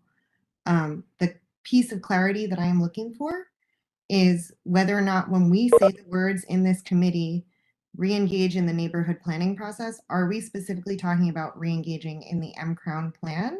Or are we talking about potentially a new plan or an expanded version of M-Crown, but keeping those zones? That's the point that I need clarity on, not the options that are available in a generic rezoning process. Because for instance, if we're talking about general neighborhood planning and we would want to dream up our own special use district to be more like the special Clinton district or the Upper East Side or the Upper West Side even might address some of these concerns a little bit better. Those types of zoning solutions might address some of the concerns better than what we have currently proposed in M-Crown. So I just want to be really clear on what's on the table. Thank you. I would say that M-Crown is a starting point and in the process, right? I mean, it's the place we're at this stage, and the community board has voted to support it. And this is where there's certainly many voices coming into this, including the next council member, who will be able to work with us to make it stronger, because the M-Crown, I attended a lot of M-Crown meetings from 2018 on, and a lot of the attendees were developers. M-Crown itself. Okay, Peter, we have a long night. Can you contain yourself to answering her question, please? I think what I just said was that, quite simply, that this is M-Crown has been adopted by Community Board 8, M Crown. So it's your intention that your motion applied to M Crown. That's absolutely the place it has to start. Don't you agree? Okay, very, very good. I think that was the question. Thank you. I just, by the way, I want to point out that the August 2018 letter setting forth the community's goals with respect to the DCP framework specifically says that we will work with private applicants to advance the goals that are indicated in the letter. So we're not doing anything other than what we said we were going to do, a little better than 3 years ago here tonight, if we make comments on these applications. But no, yeah. So I just wanted to make sure everybody understood that that's already been articulated by this community board. Are there other questions on the motion? Jack Robinson, your hand is up. Do you have a question? Yeah, it seems like the amendment that you're proposing is just kind of a parliamentary way to like essentially change Peter's thing into Gibbs' previous thing. I'm very new to this, but not to boards in general. And I don't understand why we're so frightened to take a stand at this point. Don't think there's anybody, well, you may be, I don't know who else you're speaking for about being frightened, but do we have any other comments? I don't see any hands raised, board members' hands raised, but Richard Lobel and I believe Mr. Burek had his hand raised previously. Okay, Mr. Lavelle is counsel for the Yes. applicant, and so we will hear his comment, and Mr. Barak is with the Borough President's office, and so we will hear his comment. Thank you. So good evening, and I'm here with Yoel Teitelbaum, who's on the call with us with regards to 870 to 888 Atlantic. And very briefly, because I understand the length of the application process as well as this evening, I'd just like to make 2 points. The first is that Yoel has been on all of these calls and meetings and just has really kind of been with the community board dating back to prior to 2018, when there was the Pacific Street rezonings on 1010, 1050 considered, and then Pacific and Grand. So really, it's just a statement really, which is that he's adhered to the M-Crown guidelines with slight modifications. And I think that there's just a little bit of kind of questioning on his part because he's seen those applications move forward, most recently on Pacific and Grand with a community benefits agreement, which is binding on the applicant there. And then between then and now, there's 840 where it's obvious that, on the record that they lied to the committee, that there were misrepresentations, and it was a very bad process for them. And Yoel just wanted me to get on to say that, he feels that he's been working with the committee and with the community board and has basically made these commitments which are above and beyond what would be required in certain respects, but most importantly with regards to affordability and the creation of units. And yes, there's additional density, but yes, there's more affordability and deeper affordability. And if one of the M-Crown goals was to do that, and if one of the goals in general is to basically allow for housing, to allow for other housing prices to go down, particularly on a lot where there's no productive use right now, you're not displacing residents or businesses except maybe a used auto lot. He thinks that that's really something that's worthwhile, and the committee should consider that in the individual. And the second and last point I would make is this: we don't do this for fun. When we came into this process, particularly in 2018 and 2019, we had no goal of coming in here and filing a private rezoning. And the discussion at that point, because we were at all the committee meetings and also spoke extensively with city planning, was if there's a city planning rezoning, an area-wide rezoning that's going to come through here, we're done. We're going to withdraw our applications, and that's going to be it. And upon the years passing by, and I call them years because it has been now close to 6 or 7 years, and particularly upon the discussion about the area-wide rezoning right now, city planning basically said to us, it's not happening. And it wasn't a matter of someone's preference. It was the fact that the reason that it wasn't happening was because when you do manufacturing districts and when you convert them to residential, you're looking at environmental assessment costs that reach into the millions of dollars. So frankly, unless somebody tells me that there's all of a sudden a new pot of funding which is unlikely given everything that's happened on the phone, given the state of the world right now and COVID and where the city's budget is. Like, the idea was that these private developers, who they are and who have been coming around, were going to spend this money so that they could actually make these sites productive. Those are the only 2 points I want to make. You've got a developer here, a person who has said to you, I want you to bind me to this, and is going to live by that. So that's really all I wanted to say, and I hope that that is taken into account by people who care about wanting to see this move forward. Thank you. Mr. Barrack, did you have a Yeah, comment? just two quick comments. One being related to what was said earlier about the Long Island Railroad. We're going to have a service change based on East Side access. So we're going to be limited to shuttle trains in Brooklyn. So the capacity you see today is not going to be close to what the future is going to be. We're going to have just, I don't know if 1 or 2 car shuttles moving forward. And regarding the timing, so the borough president, based on when the community board submits, there's some flexibility the board has after their date, would be dealing with this either mid-December to late December. At that point, the commission would start, and that would take us through much of February. So the council gets into the latter part of April. So however that might help the incoming council member learn what may or may not be possible in terms of timely options, in terms of comprehensive rezoning or public spending, whether it be expense budget items related to, say, keeping people in their homes, or capital improvements such as Atlantic Avenue, whether those things could be part of it or not. I think the council member will have time to learn.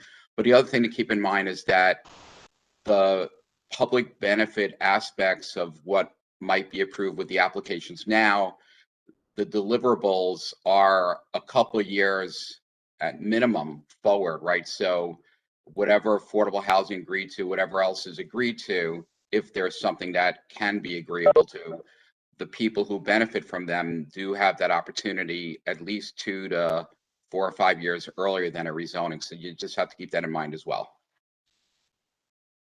Thank you, Mr. Barrack. Are there any other comments from committee members with respect to the amendment? Lisa Atkinson and Peter Crashes have their hands up. Ms. Atkinson? I make a quick comment about, I think it was Jack Robinson, about anyone not standing up. If you were at the meeting where we had the issue with the previous one, I was someone who stood up. I'm just very unsure this time that when we go through this process that we're going to lose out. And I actually have been listening. I think this is a developer that actually does have does care more than the others, because that's some of the other comments that were made by other developers. So I'm actually gonna, like I said, I'm still gonna go and second this motion. It's not my favorite, but I'm still gonna second it because I think that yes, we can make a stand. Yes, we can make our voice heard in any other way, but we also don't want to lose out on the units that are affordable and with the developer that's willing to work with us. Thank you. And Peter, take us home. Although you have to unmute yourself. I think the council member-elect is listening. I hope she is. I would say that the issue I have with the amendment is actually something that, Gib, you've mentioned in the past. In fact, even in the same conversation, you've talked about the notion that this community board is giving away something when it passes the buck up and hopes that somebody else is going to deal with it. I think we can set a clear statement here. We can set our priority. We're an advisory body. The community board itself, the land use committee advises the general membership, the community board aid. Community board aid itself is an advisory body in the ULURP process. We have to be clear and simple. And it's I think this is the message we should be sending to the council member. I don't think that the amendment helps that. Okay, if that's all, then I think we can call the roll. Ms. Joyner, would you call the roll on the amendment, please? Ms. Islin is gonna call the roll. Okay, Ms. Islin? Okay, I'm just going to ask, although I'm not the chair, does anybody need to hear the motion again, or we're all clear that it's amendment to Peter's motion? Okay. Albert, so a vote of no is to not add the amendment, and a vote of yes is to add the amendment to Mr. Crashes's motion. Albert Appleton, Yes. Lisa Atkinson, Yes. Princess Ben James, John Buckholtz,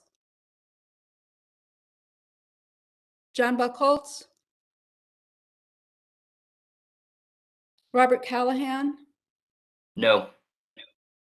Janet Collins, No. Nora Daniel, Yes. Kevin Farley, No. Najani Granville, Kathy Island, no. Jennifer Jordan, Zarima Jordan, Yes. Peter Crashus, No. Nicole,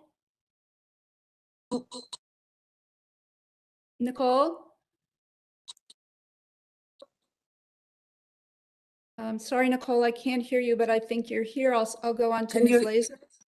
Nicole? hear me? Yes, I say no. Thank you. No. Sarah? No. Mirelle Lemaine? Elaine Mahoney? No. Quasi Mensa? Ms. Ortiz? Yes. Robert Puca? Jack Robinson? No. Celine Rosado? Adam Sachs? Meredith Staton? Ethel Tias? Gib Viconi? Yes. Yrsa Weatherspoon? Yes. Sharon Wedderburn? Lane Weinstein? No. Deborah Young? Yes. If you'll just give me a minute to count.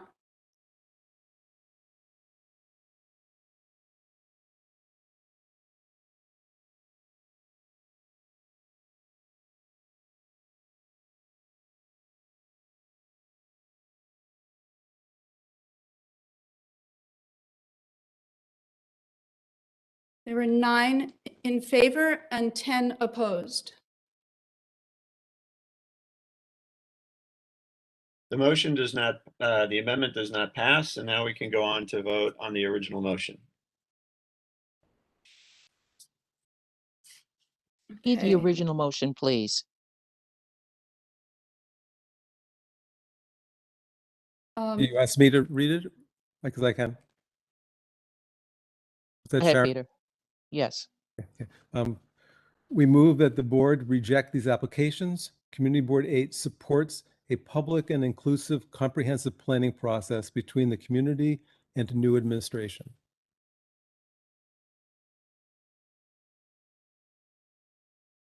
Is there any further discussion on the motion? Ms. Joyner, can you take the No. chair?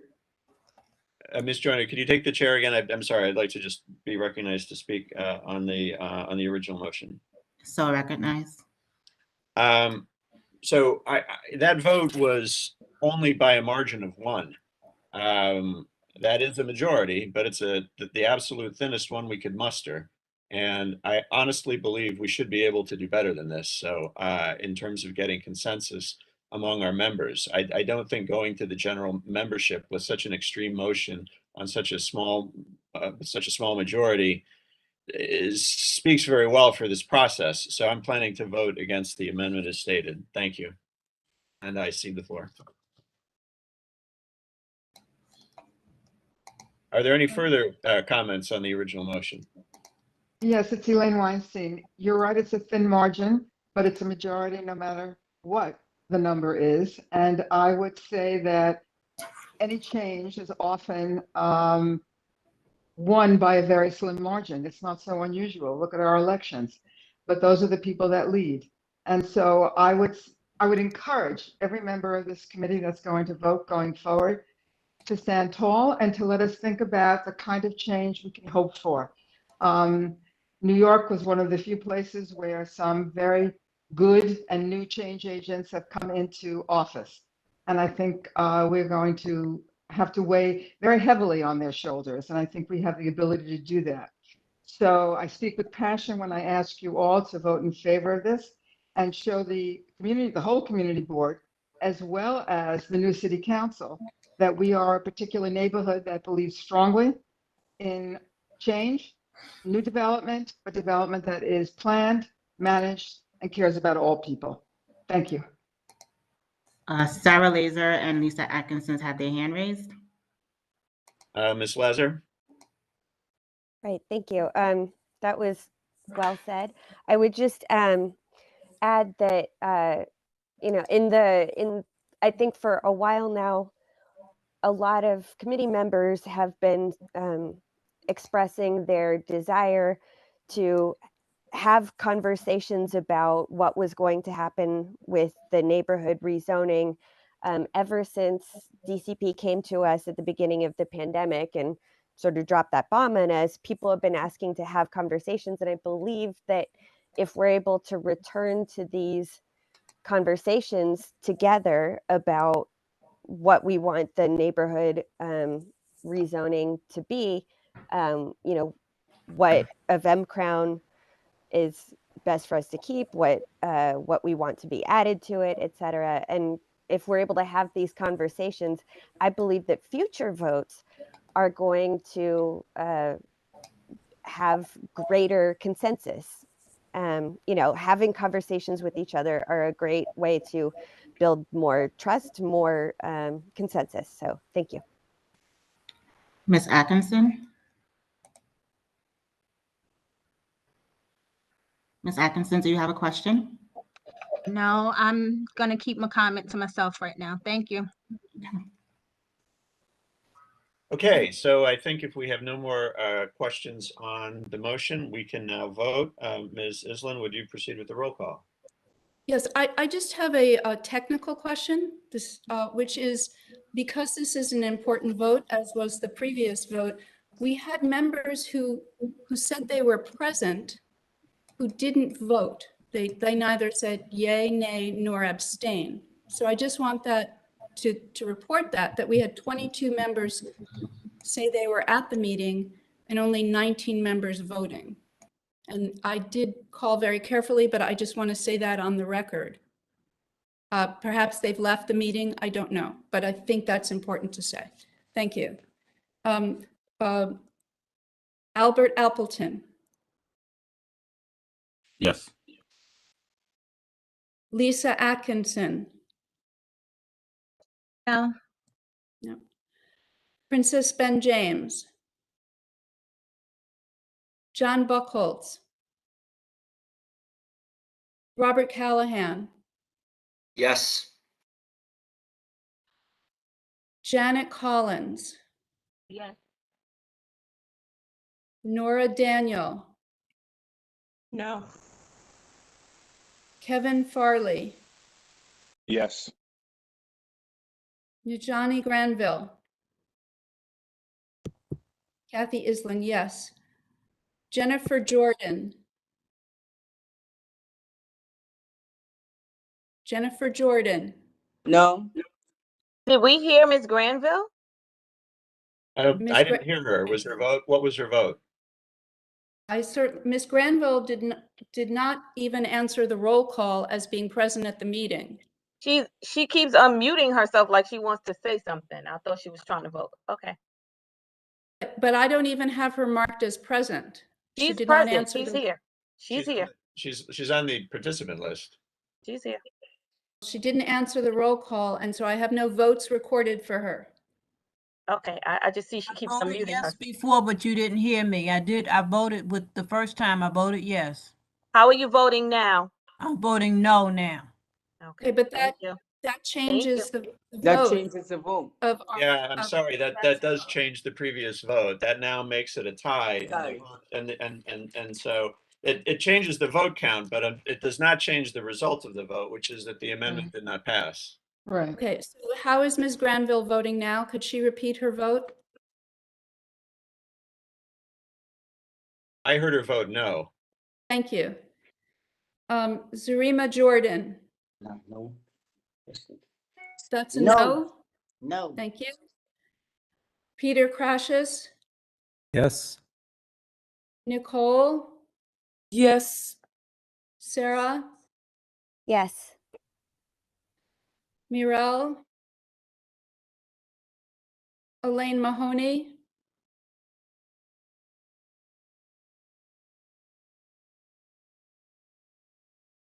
Elaine Mahoney, are you muted? She's muted. She's logged in but muted. Elaine? Elaine Mahoney? You'll have to come back to her. Okay. Quasi Mensa? Ms. Fioritiz? No. Robert Puka? Jack Robinson? Yes. Celine Rosado? Adam Sachs? Meredith Staten? Ethel Tias? Gib Vaconi? No. Ursa Witherspoon? No. Sharon Wedderburn? No. Elaine Weinstein? Yes. Deborah Young? No. Okay, can we go back to Elaine Mahoney, please? Ms. Mahoney, are you able to hear us?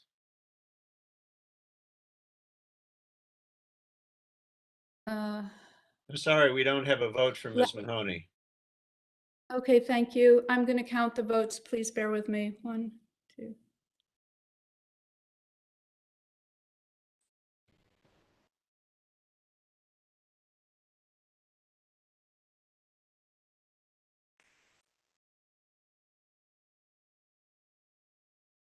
The motion is tied, 10 yes, 10 no.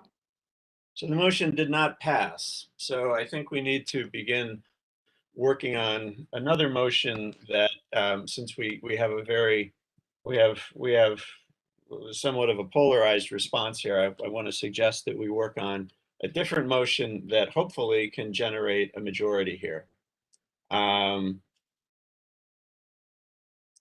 Given the fact that we have now effectively not been able to pass either the idea of presenting the further Euler participants with our priorities in a ranked order, nor have we been able to agree on rejecting the application out of hand. I would like to say we focus on whether we can agree on at least a couple other priorities, so that we can include, so we can pass a motion. Is there somebody who would like to propose which other priorities those should be and make that in a form of a motion? In case it's not clear what I'm suggesting, the resolution I circulated before had a number of different scenarios that were listed as priorities. Maybe some are more acceptable than others. I would like to suggest that if we choose some of those, we may be able to get a majority vote for something.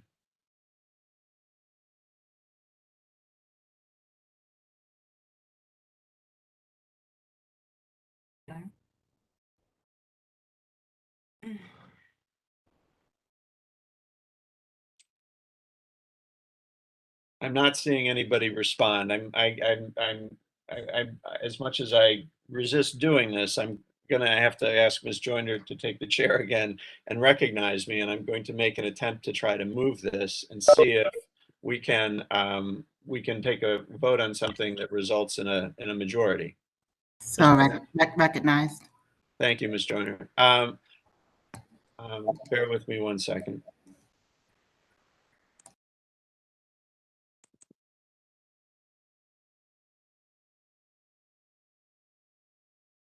My proposal at this point is that our resolution again begin with a statement that we request that the applications be withdrawn in favor of a neighborhood rezoning, and we follow that with in order of priority, option 1 here. Option 2A, which is MIH option 3, and then options 2C and D.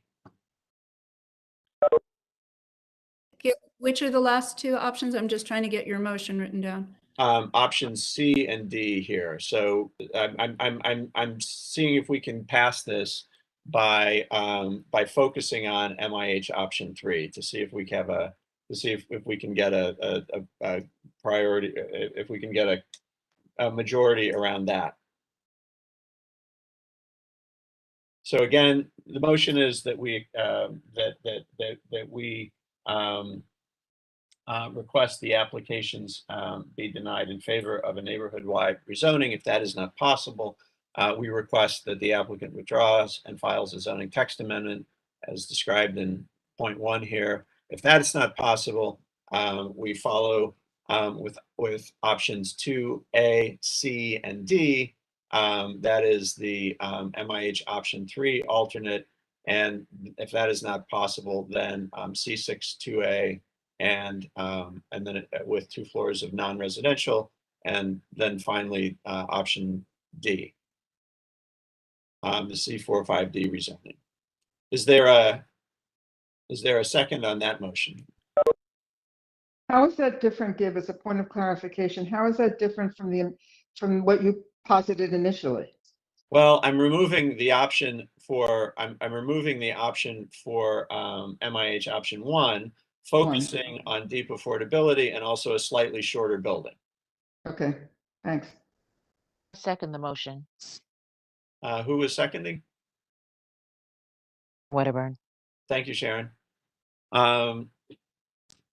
Is there discussion?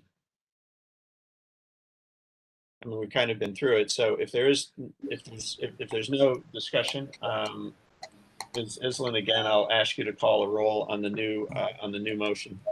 Are you assuming the chair again, Gib? Yes, I'm sorry. I'm done. I'm done speaking as a maker of the motion. I see Peter Crash. Oh, sorry. Go ahead, Ms. Collins. I just wanted to say Peter Crash's hand is up before we roll. You said, go ahead, Ms. Collins. I want to just caution here because for a couple of reasons. One, the use of I think that the onus of Mr. Bocconi's motion is to put it in the hands of the developer to withdraw. I mean, I think we need to reject these individual applications. No, that was the word that I used. I said that the application should be denied in favor of a neighborhood-wide rezoning, followed by the other outcomes that are in the motion. I'm wondering if there isn't a means to avoid breaking this down into if you want to discuss priorities, why do we discuss this in terms of the individual applications? Why doesn't the community reassert its priorities? Well, Peter, you made your motion and it did not pass. So I'm sorry, but what I'm suggesting, we can't vote on that motion again. What I'm suggesting is that we just simply need to add some general language about the goals that we're seeking. We don't need to address the specific zoning framework, the specific kind of uses we're seeking. I'm trying to come to something. I'm trying to work a way into the middle, and we have a motion and a second now. So I was commenting on your motion. Okay. All right. Fair enough. Any other comments? I don't see any. Looking through I don't see any. Okay. Ms. Islin, would you my call? hand up? Oh, I did have my hand up. Okay. Hi, it's Elaine again. I'm sorry. So because we're so split equally, and it's I know it's distressing, and I know it's a time commitment issue. But is there a way for us to say, okay, and I appreciate, Gib, that you're talking about a neighborhood-wide commitment for this, and I think that's great. Can we then say, followed by a commit, I know this is going to be way too open for your taste, but I'm going to try it. A wish for or a desire for a neighborhood that has far better parks and open space, more seating for schools, better transit, and do a priority listing on quality of life as well as deep affordability in housing. But then it does not bow to a developer's wish. And this is not about telling the developers that they're terrible. It's got nothing to do with that. It's got to do with much more a holistic view for the neighborhood. And if we could just talk about what the neighborhood could appreciate, want, need in that way and give that to the community board, perhaps that's enough for them to understand what our wishes are. Thanks, Gib. Okay, so that as a motion would be out of order now. Oh, So sorry. Okay. because we have a motion and a second. Well, If you want to try making such a motion later, we can do it. I will observe, I think it might be challenging to get consensus on such a broad set of topics as you have just laid out. I see Mr. Barrick has his hand up. So that is Ms. Laser also. Yeah, Okay. so after you vote on this motion, assuming you approve it, a concept we do quite often at Borough Hall, we call it be it further resolved. So things not directly related to the application, but to say this is the policy of the board for this area, that these are everything you listed, Elaine, could be listed as these are call-ons by the community board to be done by whether it's the city, whether it's the MTA, the state. You could certainly add that as a second aspect after you decide if you are approving a motion. That's very helpful. Thank you, Richard. Ms. Laser? Yeah, thank you. I mean, just to be clear, this motion sounds like it's going to be framed as a provisional rejection unless they fulfill X, Y, and Z conditions. But that wasn't it. We're asking as a first item that the applications be rejected in favor of a neighborhood-wide rezoning. But then, But if that's if it's deemed not possible by the future participants in ULURP, these are the things that we want them to do if that can't be done. It's clear that there's not a majority of people here who want to throw this all into chance by just rejecting everything. It's also clear that there's a group of people who do feel like we need to restate the need for a neighborhood rezoning. This is attempting to accomplish both of those things, so we can pass something. the only problem is with the language, though, in my mind, and I hope other people are seeing the same thing, is that because it's such a specific follow-up to neighborhood rezoning, it is obviously what the developers have proposed and what we've all worked on and what you've all worked on certainly over the last year and more. And so it's hard to see it as this being a neighborhood recommendation. It's much more about, well, if you don't want to do the full thing, a whole holistic approach, well, then let's defer to what the developers are now have on the table. So I'd rather us avoid a sort of a live debate of this. Okay. I just want to say one thing to your point. All of these things that came out of the developers' proposals had their genesis in the original MCRON plan. I mean, and that's why we spent the time going over that plan and sort of being it, what the developers proposed against what would have transpired had we followed the MCRON framework. So it's not like the developers started with, it's not, I with all due respect, I don't think it's fair to say to the developers that somehow they came from outer space and parachuted in with this. I don't think that's the case here. So that's why we're responding to these applications. We're responding first by saying we want to have a neighborhood plan, but that ultimately, whether the new city council member acts on that is something out of our control. We can only express our preference that that's what happened, and if she believes that's not possible, we're providing other guidance. Any further comments from folks who haven't spoken yet on this? Elaine Mahoney has her hand raised. Elaine? Thank Ms. you. So, I mean, it is the procedurally, if we were to say we want a neighborhood rezoning and Crystal was like, that's not going to happen, it would come back to us for re-review. Is that correct? No, Or not that's necessarily. That's not how ULURP works. I mean, It's not guaranteed, but that is an option that Crystal would have. Is that right? So it is. She would have the option to ask our opinion in any way she chooses. That's exactly what Councilmember Cumbo did with 840 Atlantic Avenue. But it's not required that she do so under ULURP. Right. But Combo and Hudson are not the same person. They're not, and they may look at things differently, or they may look at things in the same way. That's why I think it's helpful to provide more direction rather than less.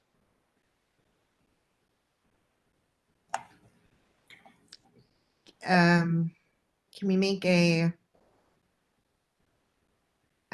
caveat to the amendment? That's Peter's proposal, but then just amend it to say, if that's not possible, please send back to us for re-review, as opposed to giving the very specific MIH3 language. There's no requirement that she do that. I mean, we can add. We could say that. We can end it saying something like, we, remain interested in engaging future other participants in the ULURP project on discussions related to this application. I don't know what more we can say. We can't force anyone to come back to get our opinion about anything.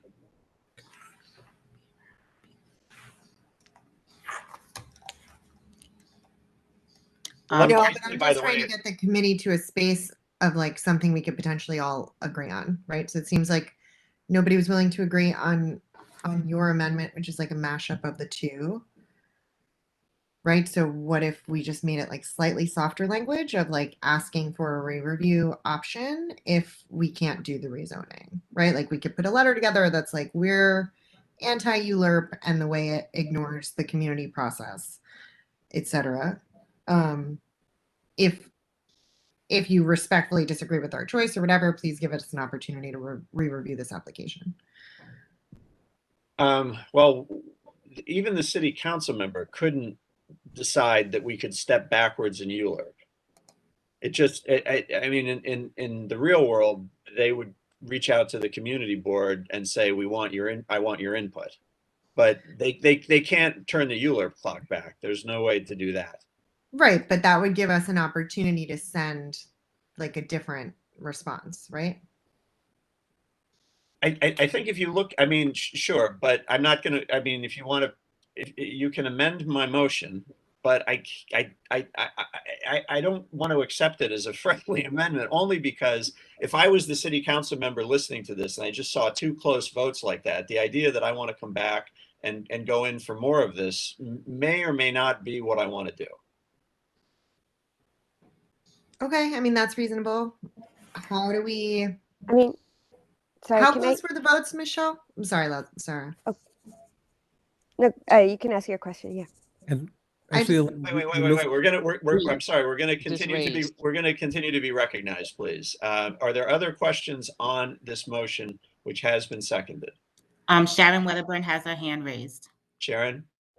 So one of the things that I'd like the committee to take into careful consideration, like ULURP or not like ULURP, and I am one of those people who does not like ULURP, the community board has a specific responsibility and time by which to make its deliberations to make a contribution to this project, this proposed project. If we do not elect to give direction as to how we're going to vote, we lose our voice altogether. There is no guarantee or requirement that anyone has to come back to us, including the councilwoman.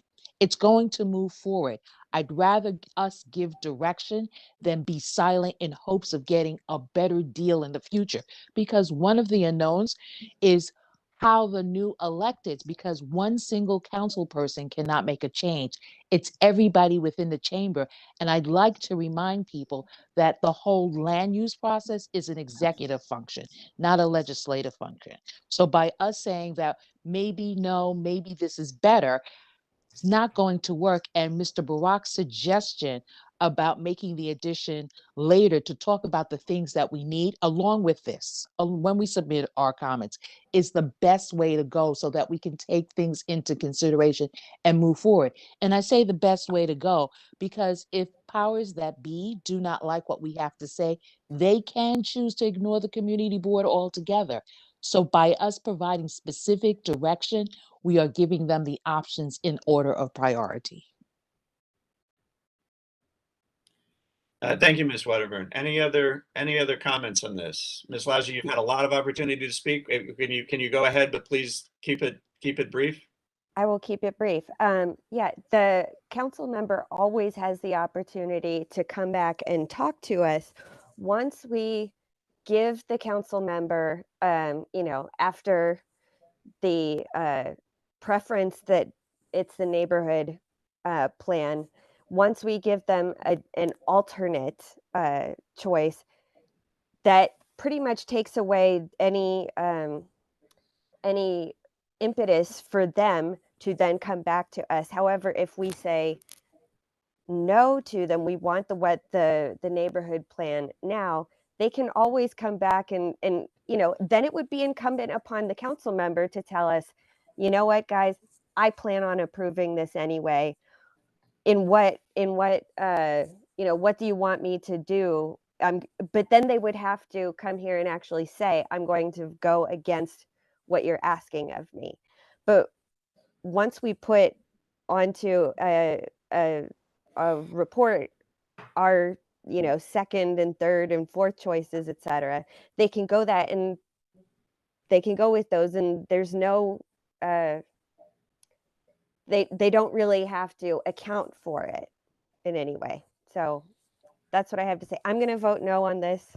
Thank you. For your benefit and those of the other committee members, I will point out that we did a very similar resolution for 840 Atlantic Avenue, and the council member did in fact come back and ask for a second look from the community board. So it is not necessarily the case that by doing this, the council member won't come back for another opinion from the community board. And I would say in all of the ULURP applications we've had so far since the start of the MCRAM process, in every instance, there has been some level of communication with the community board following the community board's recommendation from the council member. So it's not like we're disappearing from the face of the earth here. Any other questions? You have Mr. Robinson, Jack Robinson. Mr. Robinson, go ahead. Hi, I just wanted to make sure that that Ms. Mahoney realized that she didn't vote the last time or abstain. I don't know if this is out of order, but I think that one she was called several times and didn't vote, but now she's back, and I don't know how the order works in that way. No, I do know that I missed my vote because the meeting has now run an hour and 15 minutes past its scheduled time, and I do have other things that happen in my home, so I wasn't able to just sit in front of this computer for this straight time. Sorry. Okay. Anything else before we proceed to the roll call? Hearing no other comments, Ms. Island, would you please proceed with the roll call? Can we explain what a yes vote and a no vote means? Yes, we're voting for a motion that we recommend rejection of the applications in favor of a neighborhood-wide rezoning. If that is not possible, we ask that the applicant withdraw the applications and file a zoning text amendment to create a contextual variation of the existing C61 zoning district, which is as described in the resolution that was the motion that was voted on earlier. If that's not possible, we are proposing the applicant that a binding commitment be sought from the applicant for the elements of its MIH3 proposal. And if that is not possible, we look for a commitment to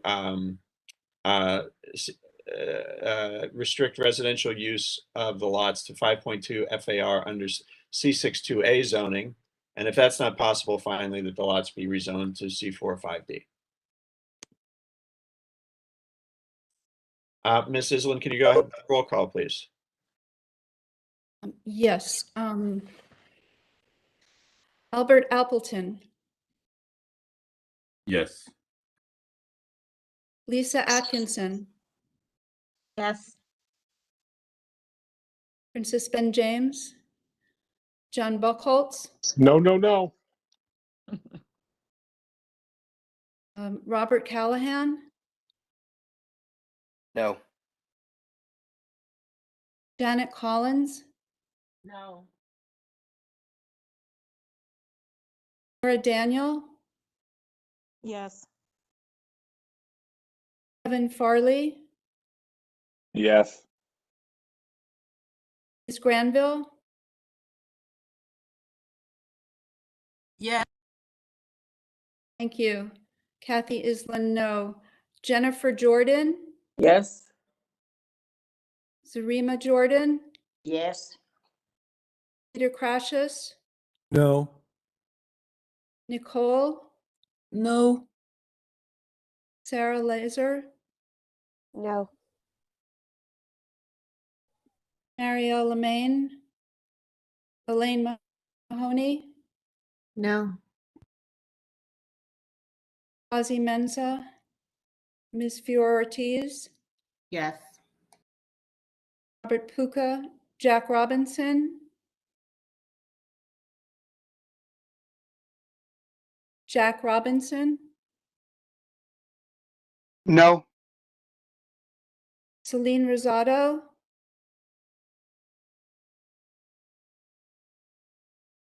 Adam Sachs, Meredith Staten, Ethel Tias, Gib Viconi, Yes. Lisa Witherspoon, Yes. Sharon Wedderburn, Ms. Yes. Wedderburn, yes, Yes. Elaine Weinstein, No. Deborah Young. Yes. Please let me count.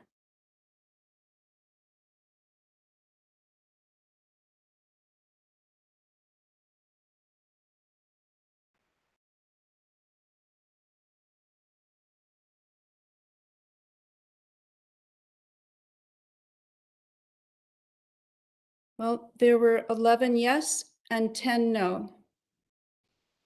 Motion carries. Okay, thank you very much. I know that took a long time, and I appreciate everybody's patience and cooperation. We'll now move on to 1034 Atlantic Avenue. Let's once again go back to my slides here, and we're gonna review the. Oh, here we go. Deb, can I say one thing, please? Just as a third-party observer, on an independent count, we actually got 12-10 on that vote. I'm not sure if you want to. I also counted 12 on that vote. I counted that myself. Thank you. Yes, I stand corrected. 1, 2, 3, 4.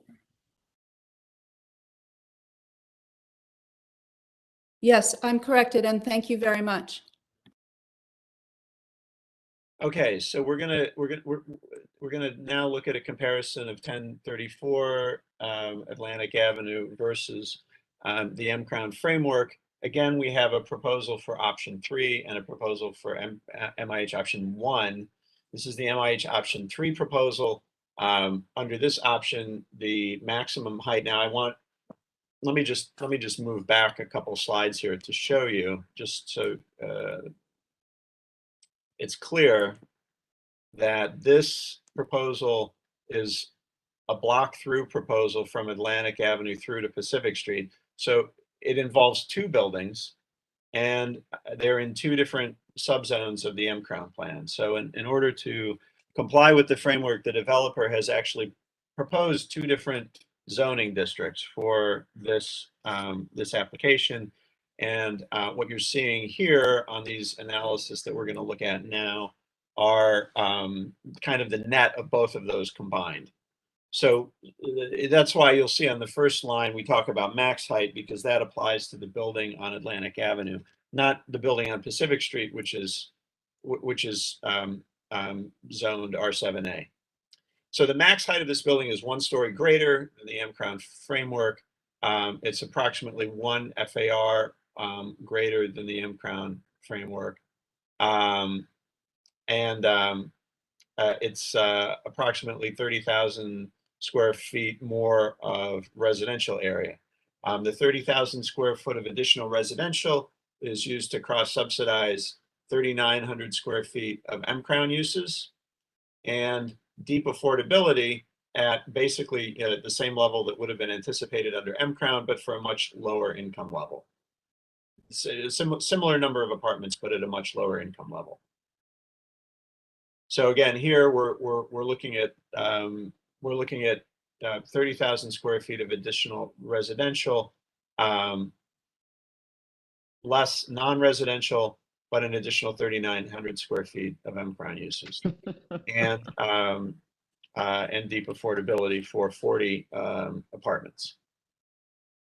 MAH option, the MAH option 1 proposal is a 16-story building, slightly 2 stories taller than what would have been expected under the M-Crown framework, approximately 1 FAR additional.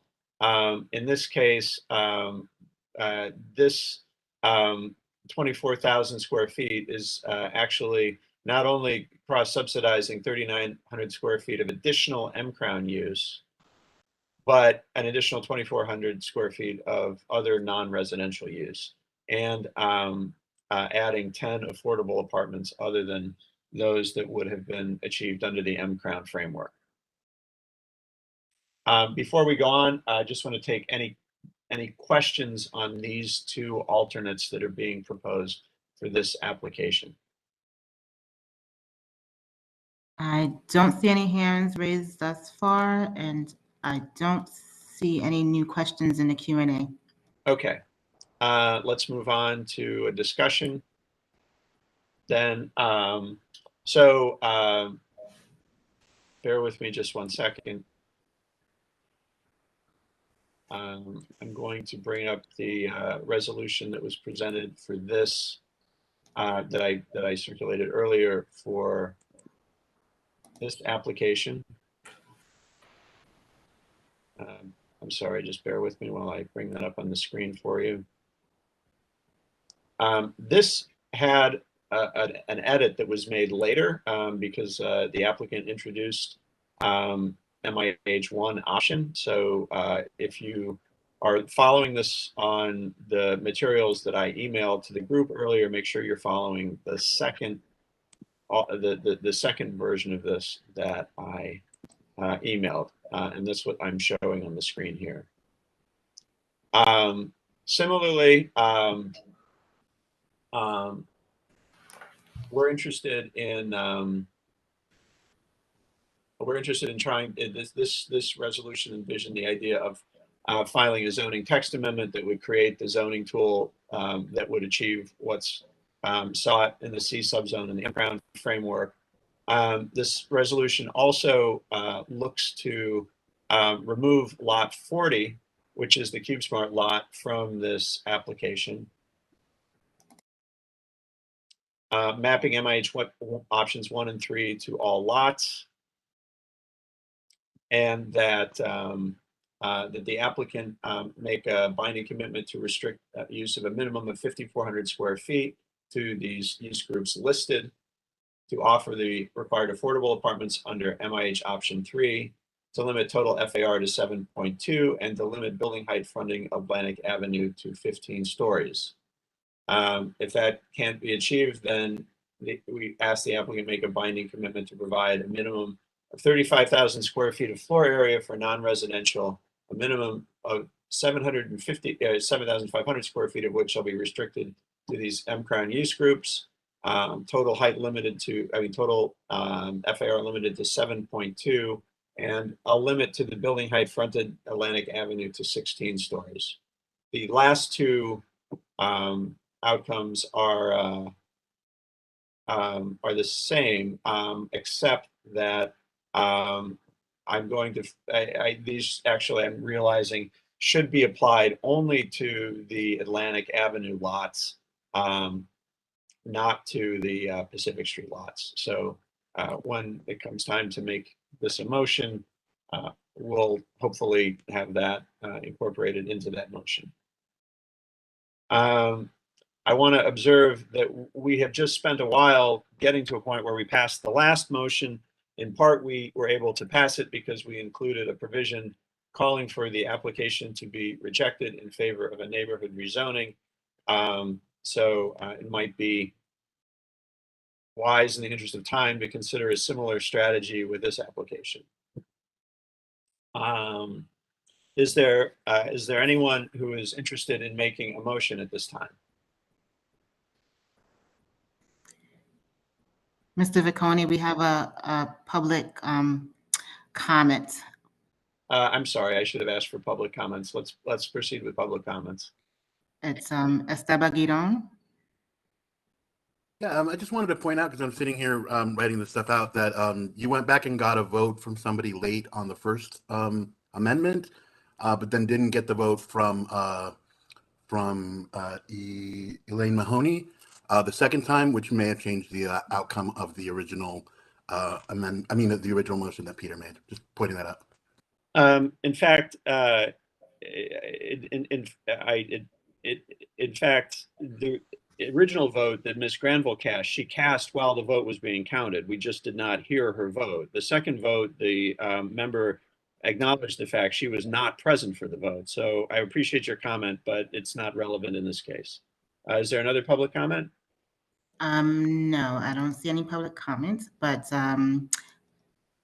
committee member Peter Crashes has his hand up. Okay, so if there are no public comments now, we'll move to a committee discussion, hopefully around the lines of making a motion. Again, I want to point out that we spent an extended amount of time going through a couple of alternates. I would suggest we consider that when framing a motion for this application. Peter, go ahead. Yeah, hi. I appreciate your interest in brevity, and I share it.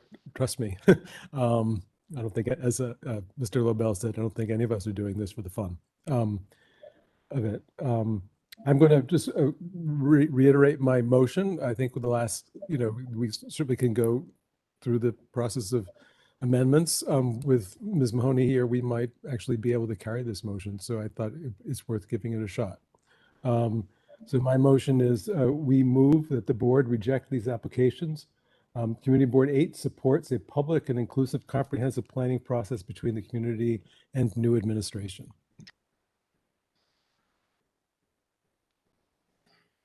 Is there a second? Second. Is there any discussion on the motion?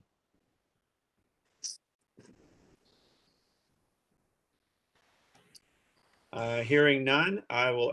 I applaud Mr. Crashes for trying his motion again, and I applaud all of you for your patience and cooperation. And we will move ahead with the vote. Mr. Vicconi? Mm-hmm.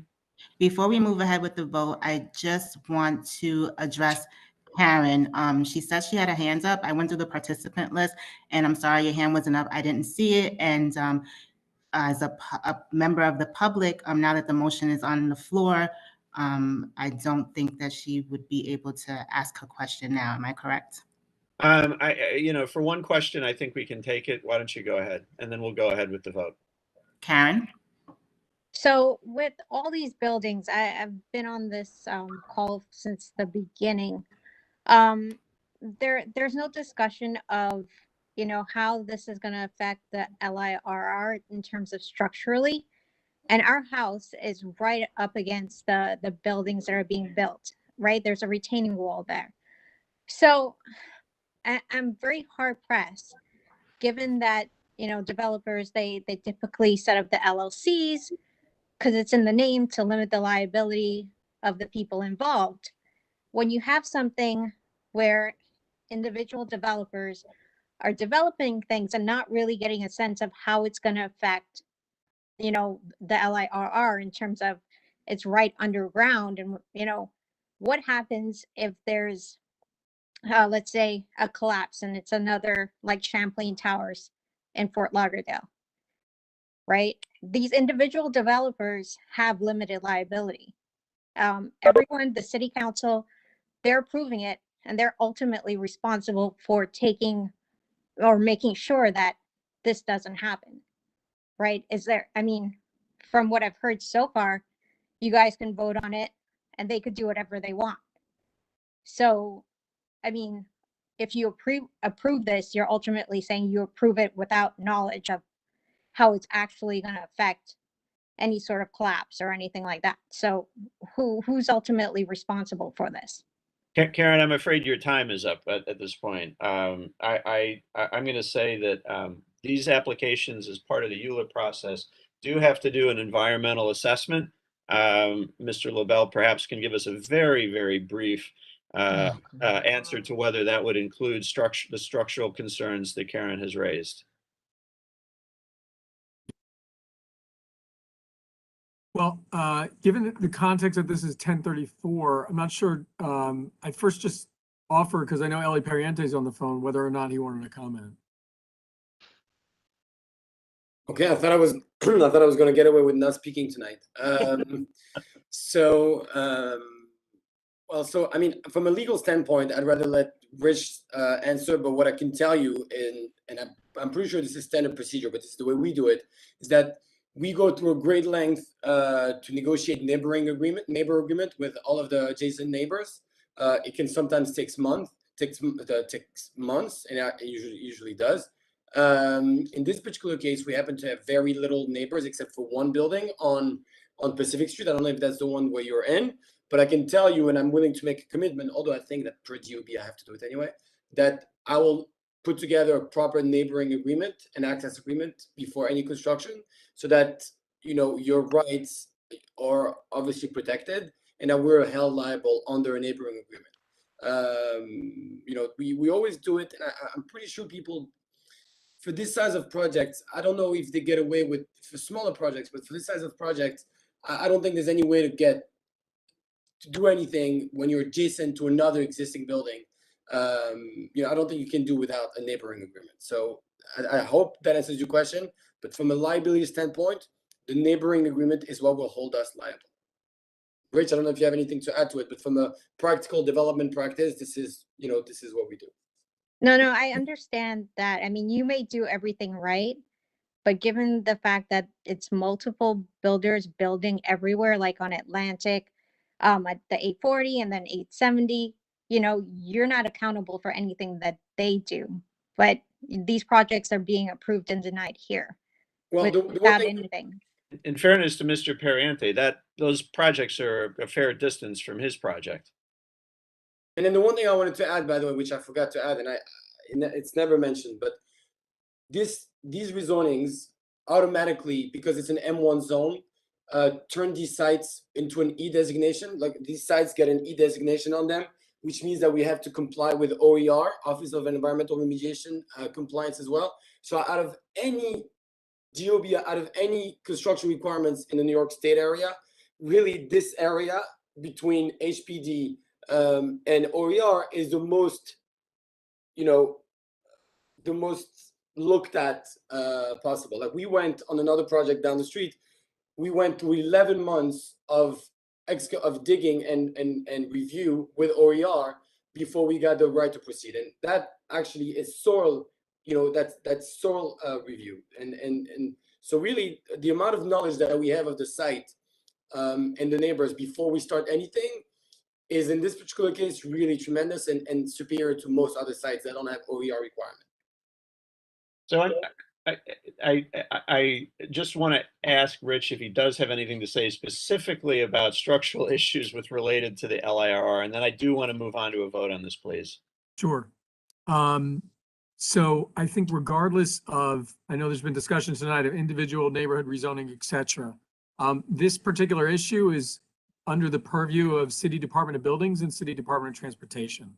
So to the extent that any individual site was engaging in as of right development if there's a rezoning, if there's no rezoning, if there's an area rezoning, it's not consequential for purposes of this environmental review. It's more that any particular site is going to have to go in, file plans and materials, do an analysis of underground conditions, and essentially at that point, that's the only way that they would get any sign up from DOB. If LIRR is implicated, they would also need, as you would with MTA, as you would with Metro North, et cetera, they would need to get sign off from that particular state agency as well, city or state, in order to assure them that there's going to be no structural ramifications with regards to the rail lines. So I know it's not great as far as the depth of the answer, but the best I can tell you is that there's multiple layers of review from various city and state agencies who are implicated, and then it's whatever the protections are offered by city law, state law, discussions with developers, and beyond that, any other protections. Okay, thanks very much. So is there anything further from committee members? The public comments will be closed now. Is there anything further from a committee member with respect to the motion that's on the floor? Jack Robinson has his hand raised. I see Sarah Laser and Nicole Lemay. I'm sorry if I'm mispronouncing your name. Why don't we go ahead in that order with Mr. Robinson? Hi, just very, very quick. I'm worried about the precedent of developments going through the whole entire block, like from Atlantic to Pacific. And I just didn't know how that kind of precedent would work for future developments. Well, in this case, the motion is actually to reject the application in its entirety. So if that motion is successful, I think your concern, at least in the near term, might be addressed. Can I answer? I'd like to keep, this is kind of going late. I realize everybody's looking for information, but to the extent we can keep the discussion to the motion, I would like to ask that we try to do so. So we can all, end the meeting before the sun comes up. Yeah,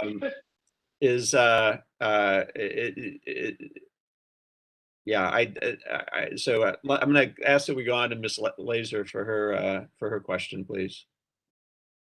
Hi, yeah, so this particular application is at Classen, and it's, getting closer and closer. If we look at the map, it's getting closer and closer to the endpoint of M Crown, which is the armory at Atlantic and Bedford. And that armory technically isn't part of the M Crown plan for what would be rezoned, but it is also this big monumental piece of land that forms the sort of natural end to the M Crown district.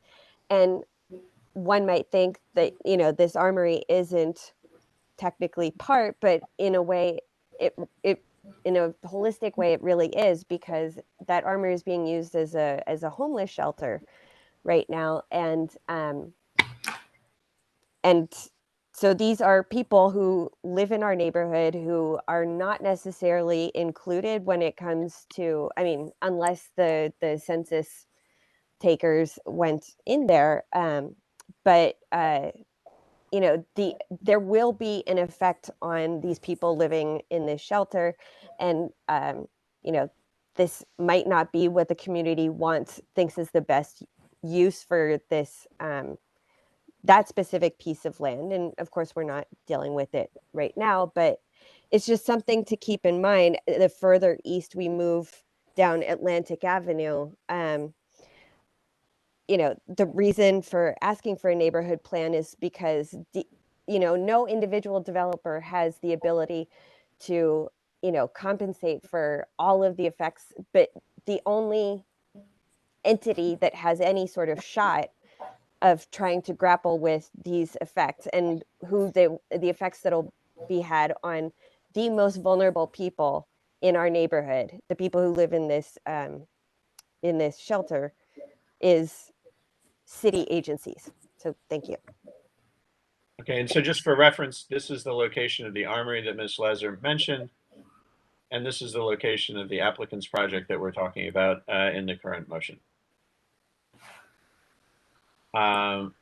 Any other questions from committee members? I think Ms. Lamberley, you had a question or you had a comment to make. No, actually, Ms. Lazur, Sarah Lazur, pointed exactly out what I wanted to point out, as I am a community member for 22 years. And yeah, so thank you. Okay, very good. Any other comments from committee members? I don't see any. Let's I see Kathy Island raising her hand. Again, it's a point of information. It's been a long night. Can somebody remind me who seconded Peter's motion? I think it was Was Ms. it- Lazar.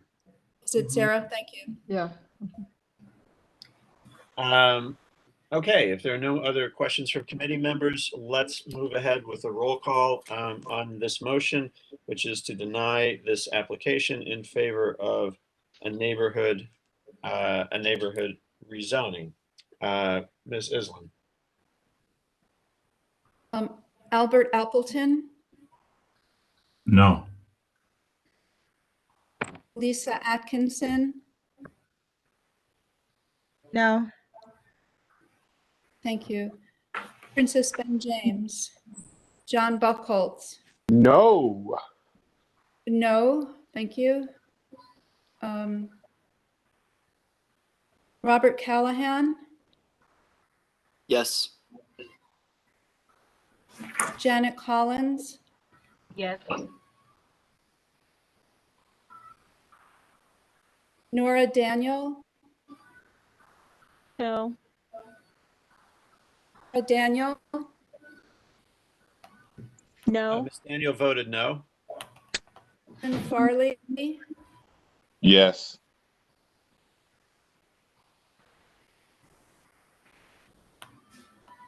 okay, Kevin Farley voted yes. Yeah. Kevin Farley, can you repeat your vote? That's correct. It was yes. Yes. Kevin Farley, were you a yes? He's voted Yes, I yes. voted yes. Thank you. Yes, several times now. Johnny Granville, Yes. Granville? Thank you. Kathy Island, yes. Jennifer Jordan, No. Zarima Jordan, No.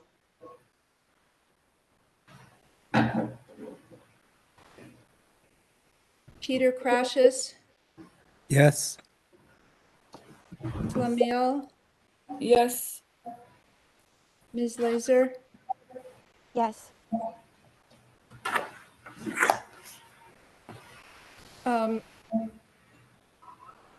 Miria Lemaine, Elaine Mahoney, No.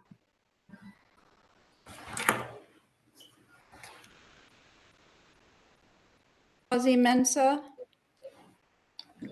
Ms. Fiora Ortiz, Can you repeat the motion? I'm sorry. The motion is to deny support to these applications in favor of a neighborhood rezoning. No. Robert Puca, Jack Robinson, Yes. thank you. Celine Rosado, Adam Sachs, Meredith Staton, Ethel Tyus, Gib Vaconi, No. Irsa Weatherspoon, No. Sharon Wedderburn, No. and Deborah Young. No. I don't believe Elaine Weinstein was called. You're right. Elaine Weinstein, Yes. Thank you. thank you. Thank you very much.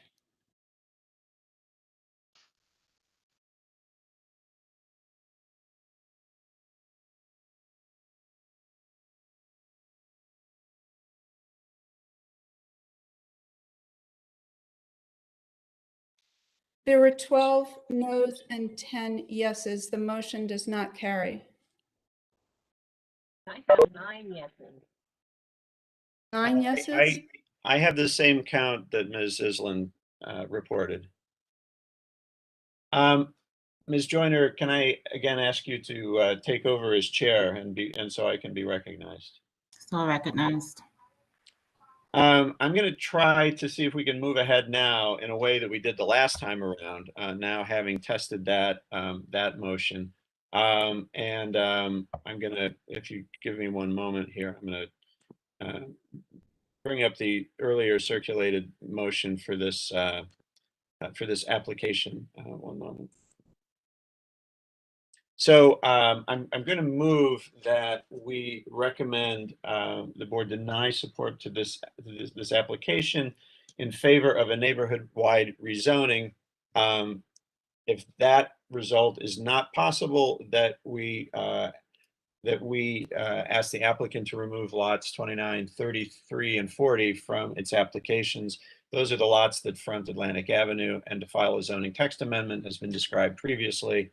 If that is not possible, that we look for lot 40 to be removed from the application, that all of the lots be mapped MIH options 1 and 3, and that the following further actions be taken. I'm going to make an edit to this because this particular line was a carryover and not correct. It's not in lieu of the zoning district. It's actually just that lot 40 be removed. So the further actions to be taken would be those that appear under point 2A here, that the applicant make a binding commitment to restrict the use of a minimum of 5,400 square feet for the stated use groups, to offer the required apartments under MIH option 3, to limit total FAR to 7.2, and to limit the building height fronting Atlantic Avenue to 15 stories. If that is not possible, we would then move to point C here, that the applicant make a binding commitment subject to the establishment of C62A zoning to restrict residential use on the lots to 5.2 FAR. And if that is not possible, that the lots be rezoned C4 5D. And that is the motion that I have made. Again, when we talk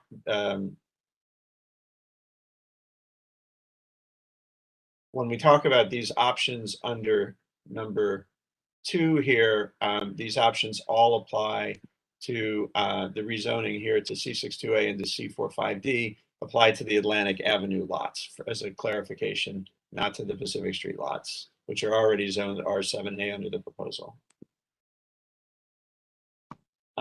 That's my motion, and so I cede the floor. Having ceded the floor, I'll ask if there's a second. Second. I have a question. That was Ms. Joyner who seconded, and No, that was not That my was Ms. second. Atkinson. I'm sorry, that was Lisa Atkinson that seconded. And so we'll move to discussion where Kathy has a question. Gib, I may have missed your reading of, are you deleting 2B, the original? Yeah, so you're Yeah. deleting 2B and going from 2A and then C and then D. Is that Yes, correct? similar to what was done on the last application.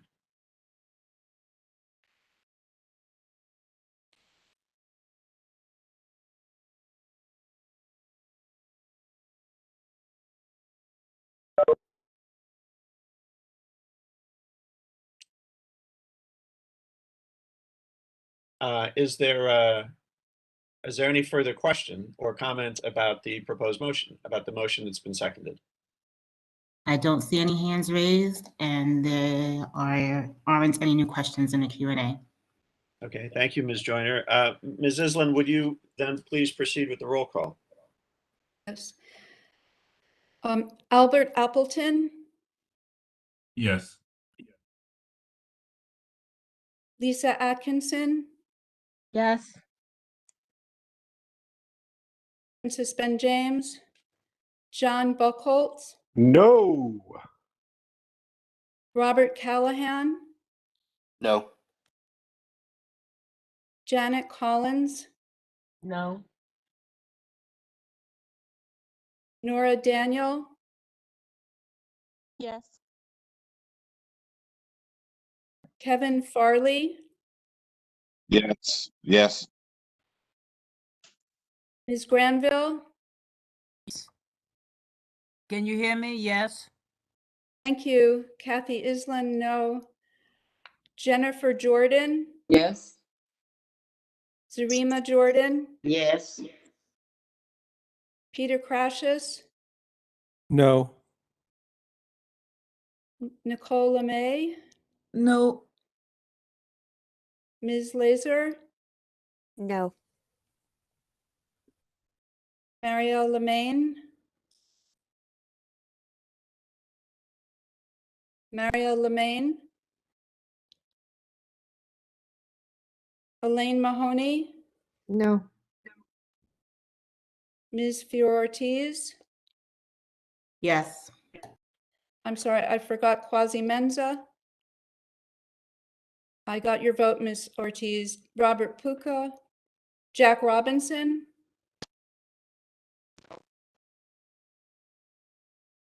Jack Robinson. Must be gone. Okay. Celine Rosado. Jack Robinson, are you back? Yeah. We can't hear your vote.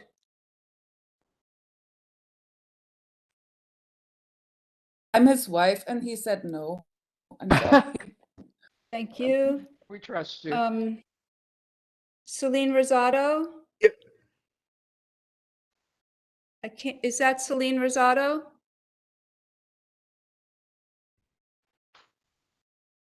Okay, I'm moving on. This is my Adam lunch. Sachs, Meredith Staten, Ethel Tyus, Gib Vaconi, Yes. Sir Weatherspoon, Yes. Sharon Wedderburn, Yes. Elaine Weinstein, No. Deborah Young. Yes. Okay.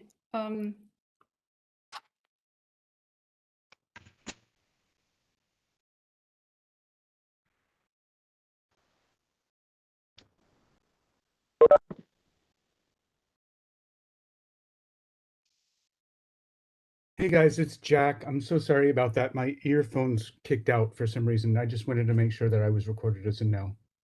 There were 12 yeses and 10 nos. The motion passes with the amendment. There was no amendment. That was just one motion. Right. Okay. Well, you amended anyhow, what you sent originally, and you added Peterson. So yes, thank you. Okay, thank you all very much. This is definitely one of the longer land use committee meetings. It's certainly the longest one I've ever chaired. We had a discussion item earlier that came up in the meeting for that had to do with Ms. Tyus's letter that was distributed by email earlier. So if we, I believe there was a request that email be read and that there is a discussion of its contents. Is there still an interest in doing that? Is there a I see Ms. Lazar nodding her head. So Certainly. I'm thinking there's some appetite for that. So why I don't would just like to correct you, Gib. I'm sorry. This is Janet. I brought it up. I didn't necessarily ask for a discussion. I just wanted the letter to be read. I'm sorry, I didn't hear the last part of what you said, I Ms. just Collins. wanted the letter to be read. I didn't necessarily want the discussion. I just thought the letter should be read. I think we could have a discussion. Well, why don't we begin by reading the letter, which I will do. It's on my screen now. This is an email that was sent from by Ms. Tyus at 3:35 this afternoon, in which she writes, "I herewith resign as chair of the Land Use Committee since I was not consulted on major changes in how committee meetings are conducted. Removal of the WebEx chat function does not permit committee members to share information, especially website links, with each other by pasting such information into the chat. Since this removal was done without advice by you as board chair or consent by me as committee chair, note the absence of collaboration, discussion, and an avenue for consensus building among committee members. signed Ethel Tias. This was a email sent to Ms. Weatherspoon, who is the board chair, and CC'd to the members of the Land Use Committee.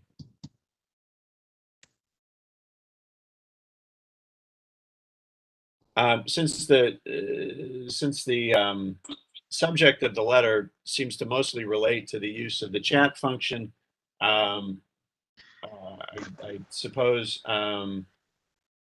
there should be an opportunity for those of you who have an opinion about the use of the chat function to comment. Well, I will speak, Mr. Vacone. Sure. So I know that there was a concern by some Is this Chair about. Weatherspoon? Could you please Yeah, it is. identify? Thank you. This is Chair Weatherspoon, Ms. Iceland. Thank you. So I know that it was a concern about the chat function not being available. Disabling the chat function allowed for comments and questions and interests to be heard by everyone. We have callers that do not have the benefit to see the information that is dropped in the chat. So in the interest of full transparency, everyone had the opportunity to participate and hear all of the information and the community and comments and interests multiple times, which was great to be heard tonight. So that was the reason for it. We got to hear from everyone. People had multiple times to speak, and it made for a very comprehensive meeting in terms of people really being able to express themselves and everyone to hear it.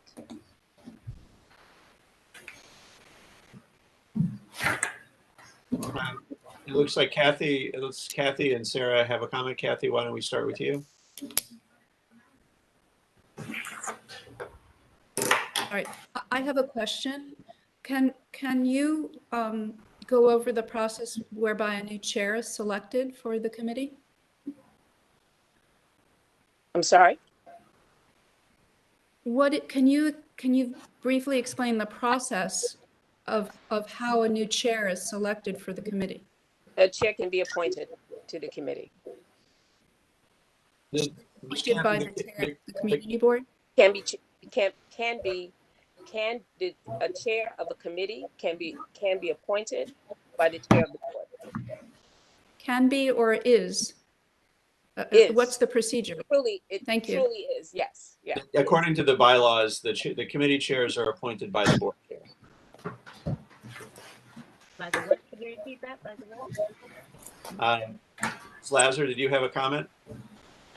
Yeah. So to return to. I'm sorry. Let me just interrupt you for 1 second. I think I should make clear it is not my understanding that at this point I have been appointed chair of the Land Use Committee. I was simply asked to chair this meeting. Correct. So I wanted to return to the idea of the chat function. I understand chat functions can be very annoying. And I totally understand that. But at the same time, removing the chat function requires that people who want to make comment, that they signal their desire by either raising their hand or by entering their questions or comments into a Q&A. And then that is only visible to people who have hosting duties, which means that, and I'm not saying that Mr. Vacone screened or didn't take all of the questions that were sent to him, or that Ms. Tias did the same at the previous meeting on the 27th. But I believe that the rule should be there in place, assuming that, like, in order to best approximate the level of transparency that would be achievable in an in-person meeting. And, if we were all in person and if somebody were not being called on, if somebody were not being recognized and we would all be able to see it. But because we're virtual, there's no way for us to be able to see when somebody is perhaps trying to be recognized and not being recognized. And The chat function also allows us to be able to share documents with each other.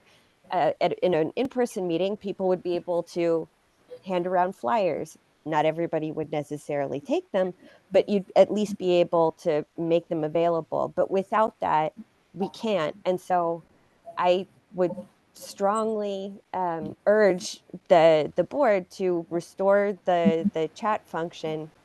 You know, it's assuming good faith on the part of the public, but the community board is one of the few places where members of the public are actually able to weigh in on these you know, very consequential decisions for the future of their community. So that's what I had to say.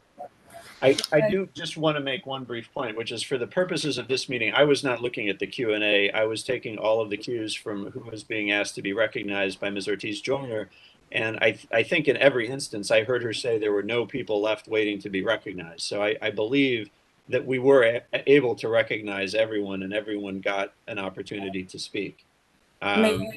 So I just wanted to make that clear. I'm not looking at the chat. I'm simply listening to who Ms. Ortiz-Joyner is monitoring as wanting to be recognized, and I hope we recognize everyone. And I'm very glad that you and Ms. Ortiz-Joyner behaved, you know, conducted it so accurately. We just don't know. There's no way to guarantee that future people doing this will do it as accurately and conscientiously as you did. Ms. Lamb, May I please? Yes, please go ahead, Ms. Lamb.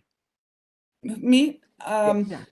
As I am like new to the board and I have been part of this whole like community member meeting, like people who come new to these meetings do appreciate the chat because they can ask a simple question as in like, what does FAR mean in the questions in the chat instead of approaching the whole board, which seems to like delay and annoy like the community board like at times. So I really want to just urge everybody, like as the developments and the restructuring of our beloved community neighborhood is changing so drastically, be advised there will be more and more people joining these meetings and more people who will need to be educated and therefore will have to have a chat and or a platform because the awareness is rising about what's happening here. So a chat is actually really helpful and would expedite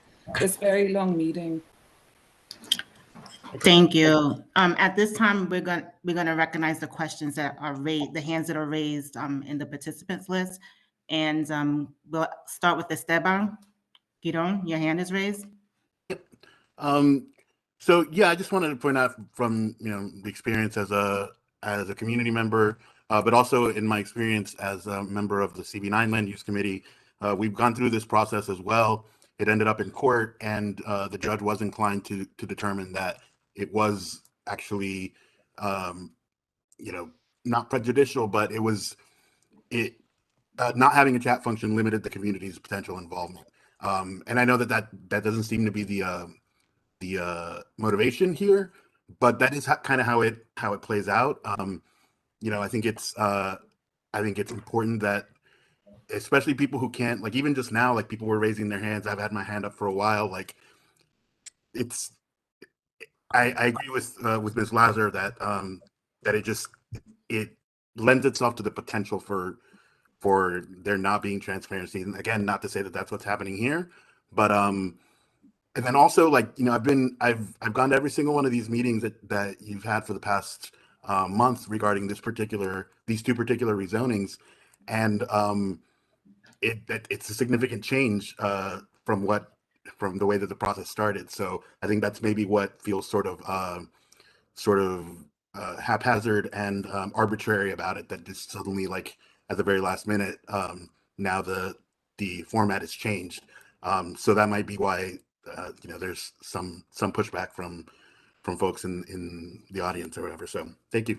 Well, I'm certainly disappointed you found the meeting tonight haphazard. I'm sorry to hear that. We'll certainly hope to improve our performance the next time. I do have a question for you, though. Who would you know who it was that was the petitioners in the case that was brought in Community Board 9 to have a court look at reinstating a chat function in meetings? Who brought that was part of the 960 Franklin suit that was filed by Michael Hollingsworth, LaShawn Davis, and Alicia Boyd. And it was part of the, it actually happened with the Gowanus lawsuit as well. There wasn't a ruling. I would say that the judge was inclined to say that, to think that, and that in the process of the hearings that she mentioned that the chat function seemed to her to be something that was important to having the broadest amount of community participation. It ended up not having to go through that process, so she didn't have to make a ruling on it, but that's what it was. Okay, thank you. Jack Robinson has his hand raised, and I also want to recognize that he has a comment in the Q&A as well. Mr. Robinson? Yes, it's, I want to echo that. It's just about the transparency of things. And like when we used to all meet together in public, we could hear everyone's crazy things that they were saying, even if they're nuts and you don't want to hear them, even if they're a pain in the butt. They were there and you could hear them. Everyone could hear that voice that was in a meeting. And I think that the chat function being public echoes that. And I think it is necessary. Okay. And I just want to say that I'm going in order of the list of hands raised in the participants list. And the next one is John Buckholz. Yes, thank you. I have 2 school-age children, so these meetings are an imposition on my schedule, and I'm not unlike lots of other people in that.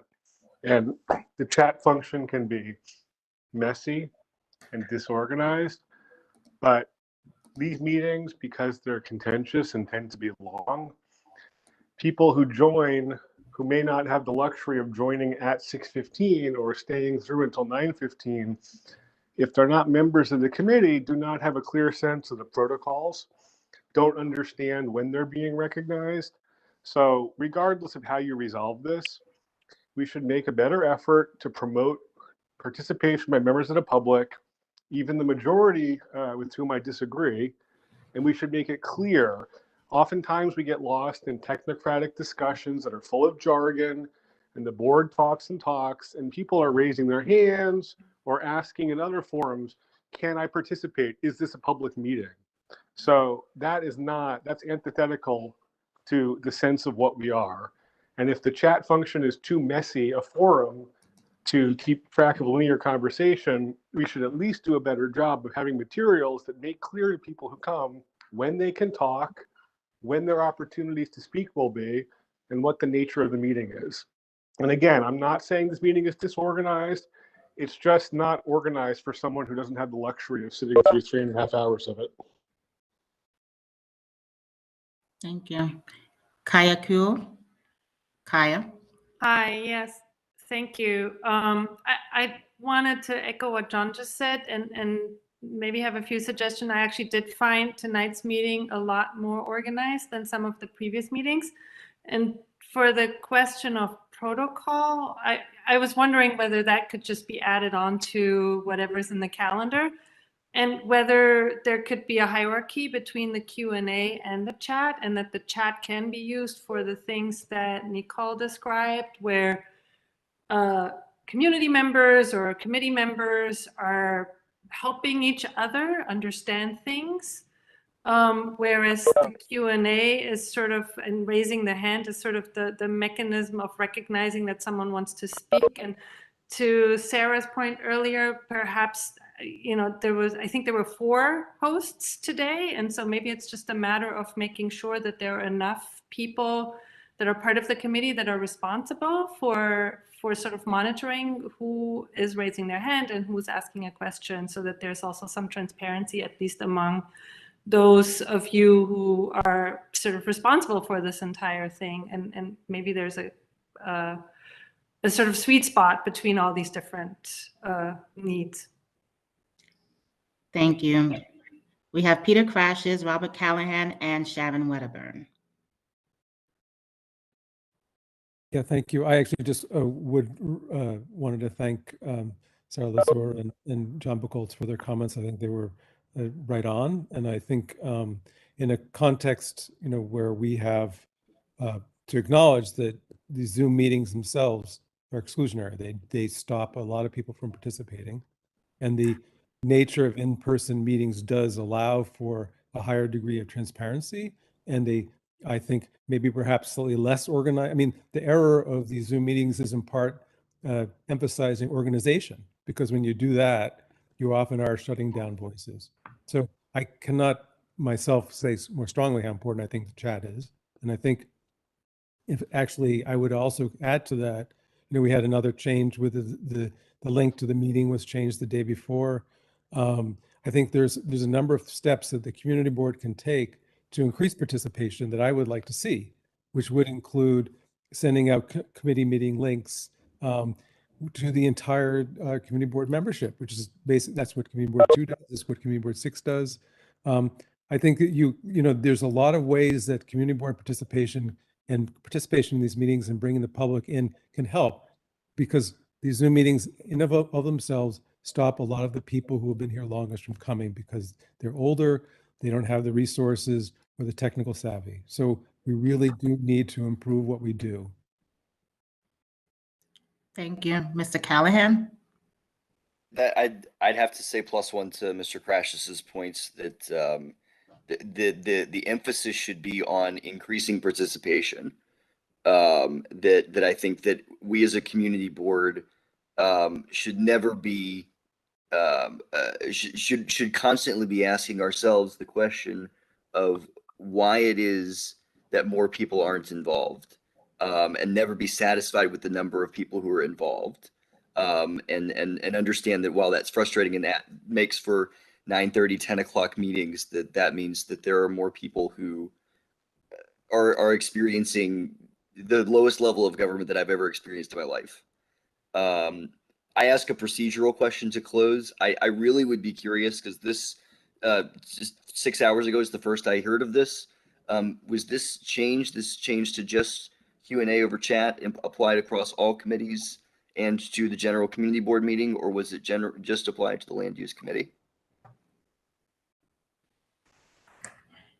I don't know the answer to that question.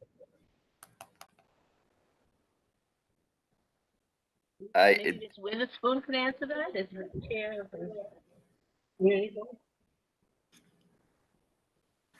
Ms. Witherspoon, I think you're muted.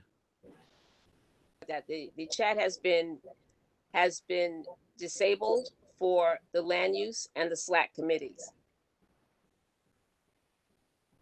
Thank you. Thank you. Sharon Wedderburn, and I believe Richard Burek had his hand up a little while ago, but Ms. Wedderburn? So I just wanted to offer my perspective of whether or not including the chat function on a virtual meeting. As someone who's been a member from the days where we had to go to the auditorium of Polytech to be able to have a land use meeting regarding Atlantic Yards, and not being able to get into the auditorium, but for the fact that I was a community board member and I would be voting on the motion, having and understanding the importance of being able to hear and being able to participate in the pandemic-induced virtual environment, having a chat and not being able to pay attention to a meeting is far more distracting to those who are less technically savvy, because we can put you online per se, someone who doesn't have the technical savvy, but we cannot help you navigate the chat and navigate the conversation. So as many have observed, we had 4 people that were responsible for organizing this meeting to make sure that many voices could be heard. We also had telephone participants who, as Chair Witherspoon had noted, that if you are on the telephone, then you are unable to participate in the chat or read the chat. And even to use the example, we had a public member participate in this meeting who did not know what FAR meant and had the opportunity to ask the question without any prejudice. So Board 9 operates much differently from Board 8. And what we do is we make sure we have maximum capacity. If you make an quick observation of the number of participants in the meeting tonight. There were 60 participants. I did not detect a single hiccup. I think everyone was heard. I think everybody had an opportunity to participate. And I like having, me personally, I like having the opportunity to focus my attention at the issue at hand. Because yes, these meetings are long, and if you don't focus, you will lose focus, and our meetings could go on further. And just a big shout out to Fior. You did a wonderful job in making sure everybody was recognized. Absolutely. Thank you. I'd like to thank Fior as well too. That was just spectacular. I really appreciate all of your efforts. It made it a lot easier. Thank you. I believe Mr. Burek had something to say, and then Sarah Lazer's hand is raised. Yeah, so obviously I get to deal with 18 boards, so many of them I've been to their meetings in this electronic universe. And we've had our own at Borough Hall, and it's been a learning experience at Borough Hall as well. So what sometimes happens, chats become like rapid fire meetings within meetings, and you just can't look at the chat and you can't hear the person who's talking, who's supposed to be talking in the moment. So we found it better to not have a public chat, although we've always allowed chat to the host because, well, one, we're searching for speakers, and two, where, you know, if there's a glitch, the public needs a way to instantly check in with something to make sure that they're able to speak or whatever. And whatever chat gets sent to the host then becomes something that's available when we send our recording out. The chat is also made available most times. So there are ways to balance, you know, getting information to the host, and usually it's good to assign somebody who's not really paying attention to the speakers, like support staff, to look at whether you want to call it the question function or a chat to host function, so that they could jump in to advise when something reported to the chat host or question to the chat can be shared with everybody for everybody's benefit. So just a thought of, you know, what I've seen. Rapid fire chat, really, you know, if you read the chat, you're just not hearing the speakers. Thank you. Sarah? Yeah, thank you. And also, I also want to thank Ms. Ortiz-Joyner for stepping in, you know, when everything was in the lurch, and, you know, for doing it so well.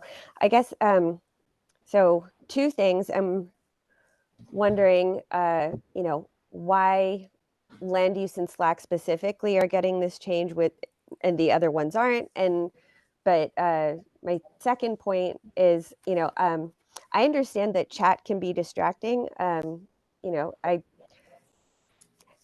have ADD, and so attention and executive function is definitely a challenge for me, and I completely understand that.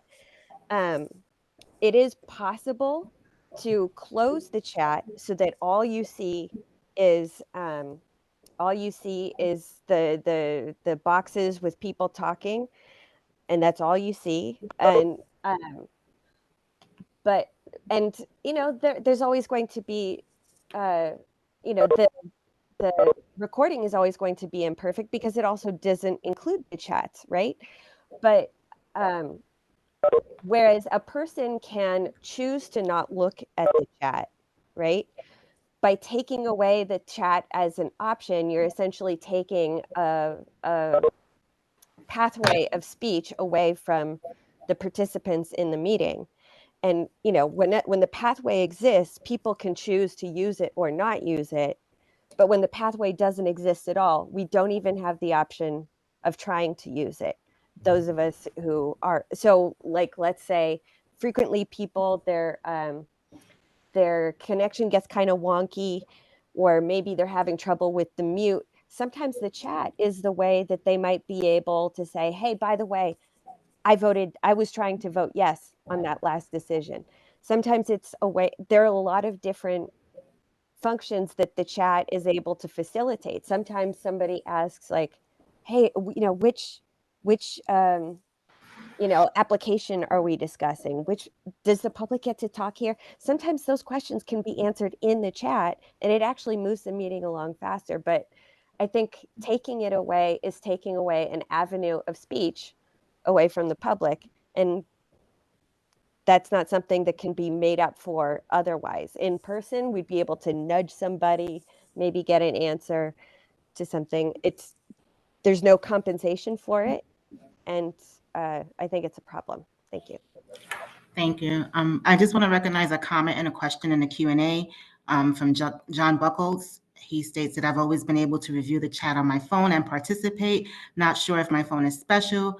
Question from Kathy Island, will the policy now be applied to all committees now, not just two?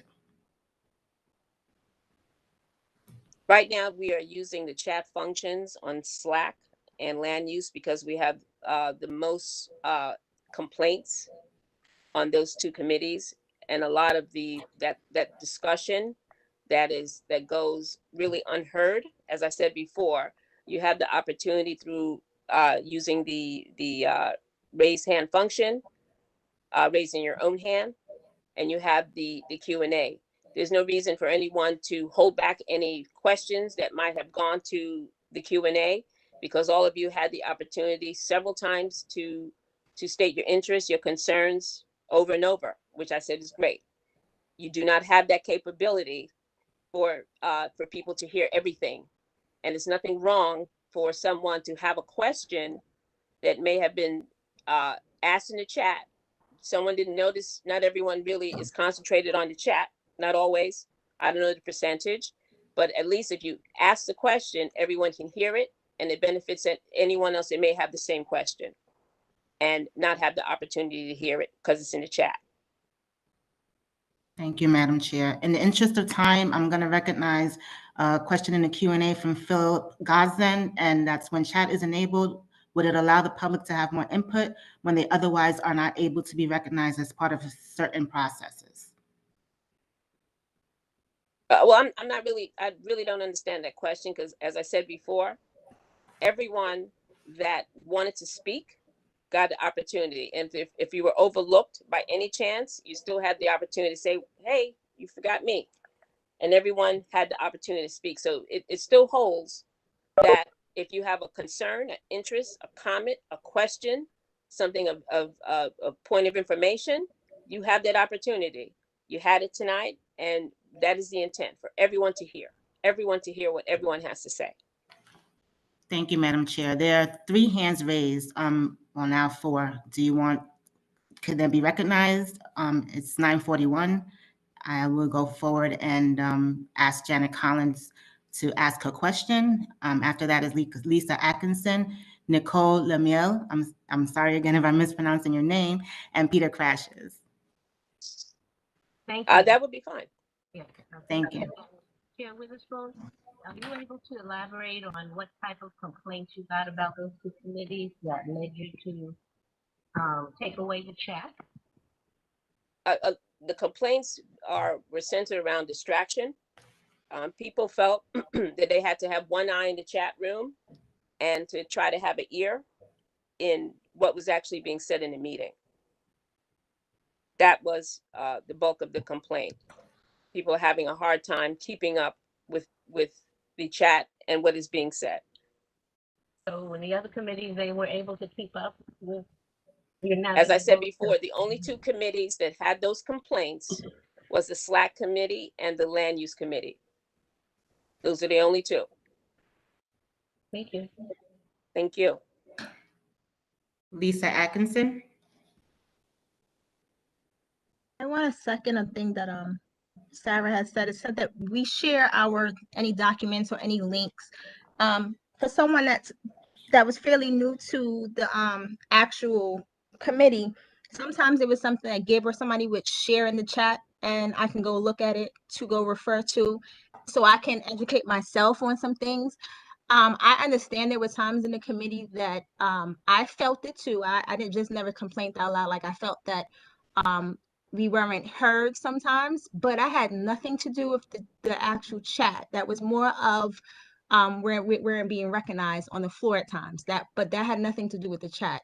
And I feel like taking the chat away caused more mayhem, especially last meeting. We didn't have the chat. And honestly, people thought that things that was in a Q&A was seen by everybody when it was only by the host. So that caused a lot of confusion last meeting.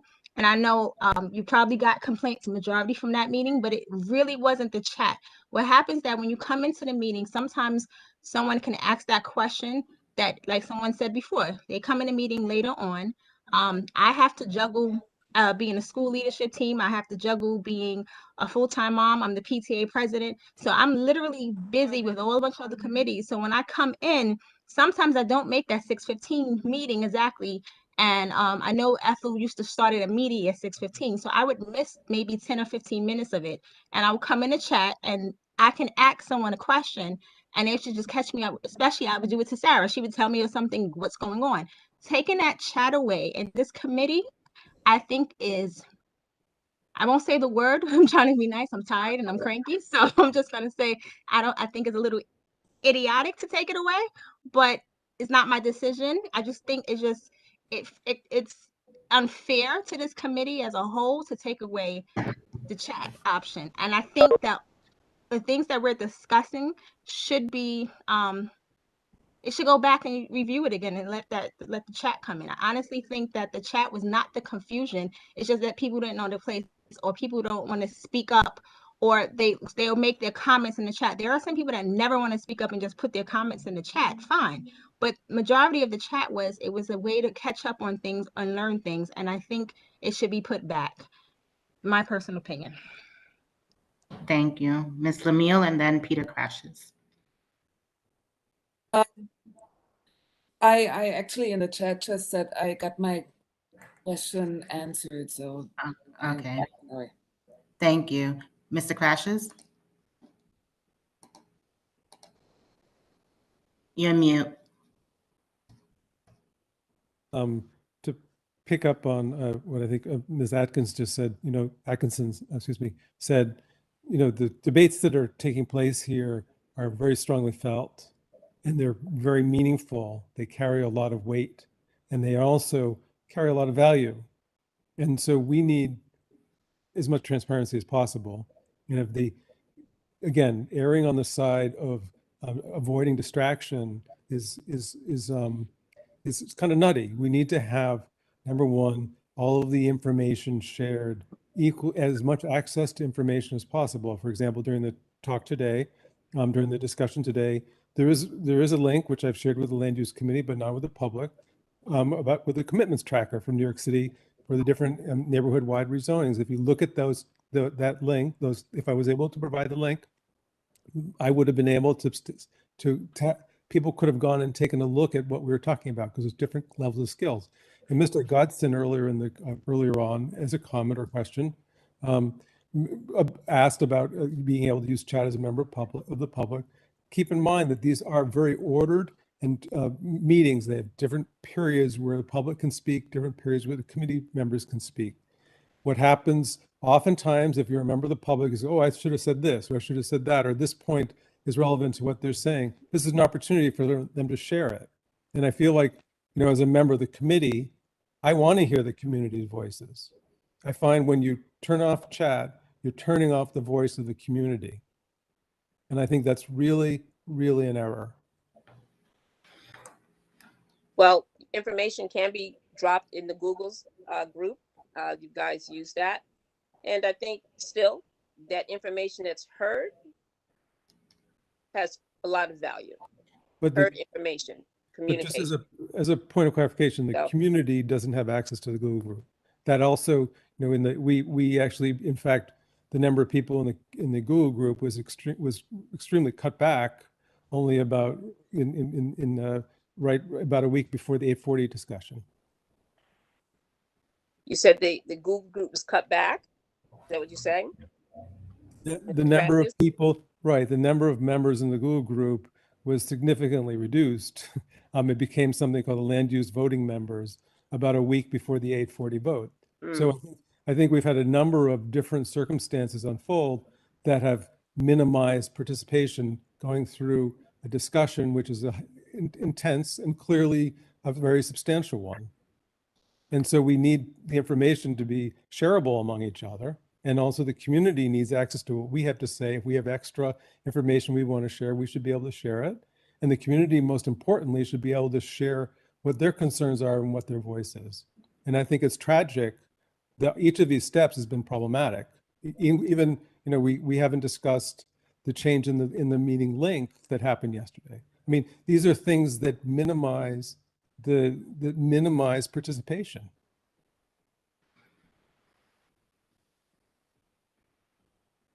Well, if there are no further questions on this subject, I think I've been sort of just Yes, there taking. are.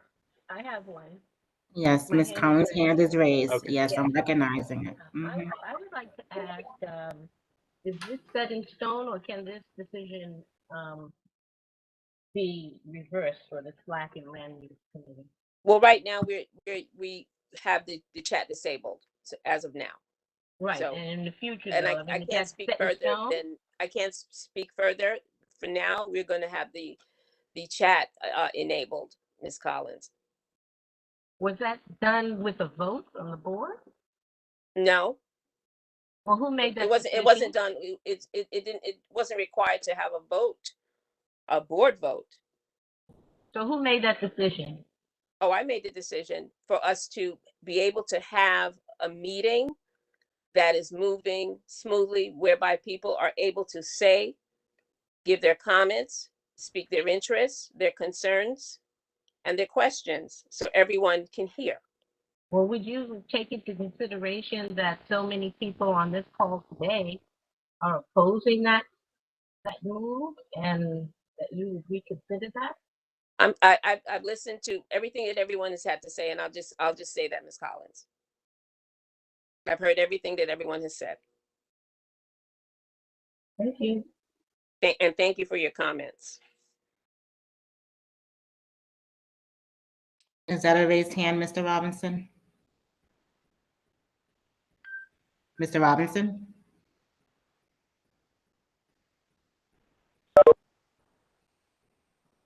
I think, sorry, that everyone has, you've heard what everyone said, but not everyone heard what everyone said, is my only thought there.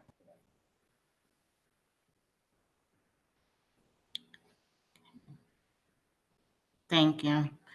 And Sharon Weatherburn. I'd like to make a motion that we conclude this meeting. Thank you. Is there a second? I second it. Is there? I will say before asking for a vote on this, I want to thank everybody for participating. In the assumption that the vote will pass, I want to thank everybody for participating this evening. I think I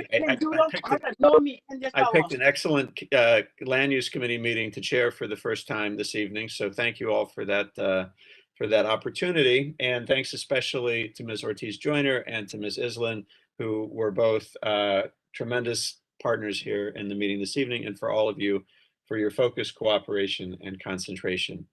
With that, I will ask, are there any objections to adjournment? Hearing none, the meeting is adjourned. Thank you all very much. Great meeting, guys. Thank you.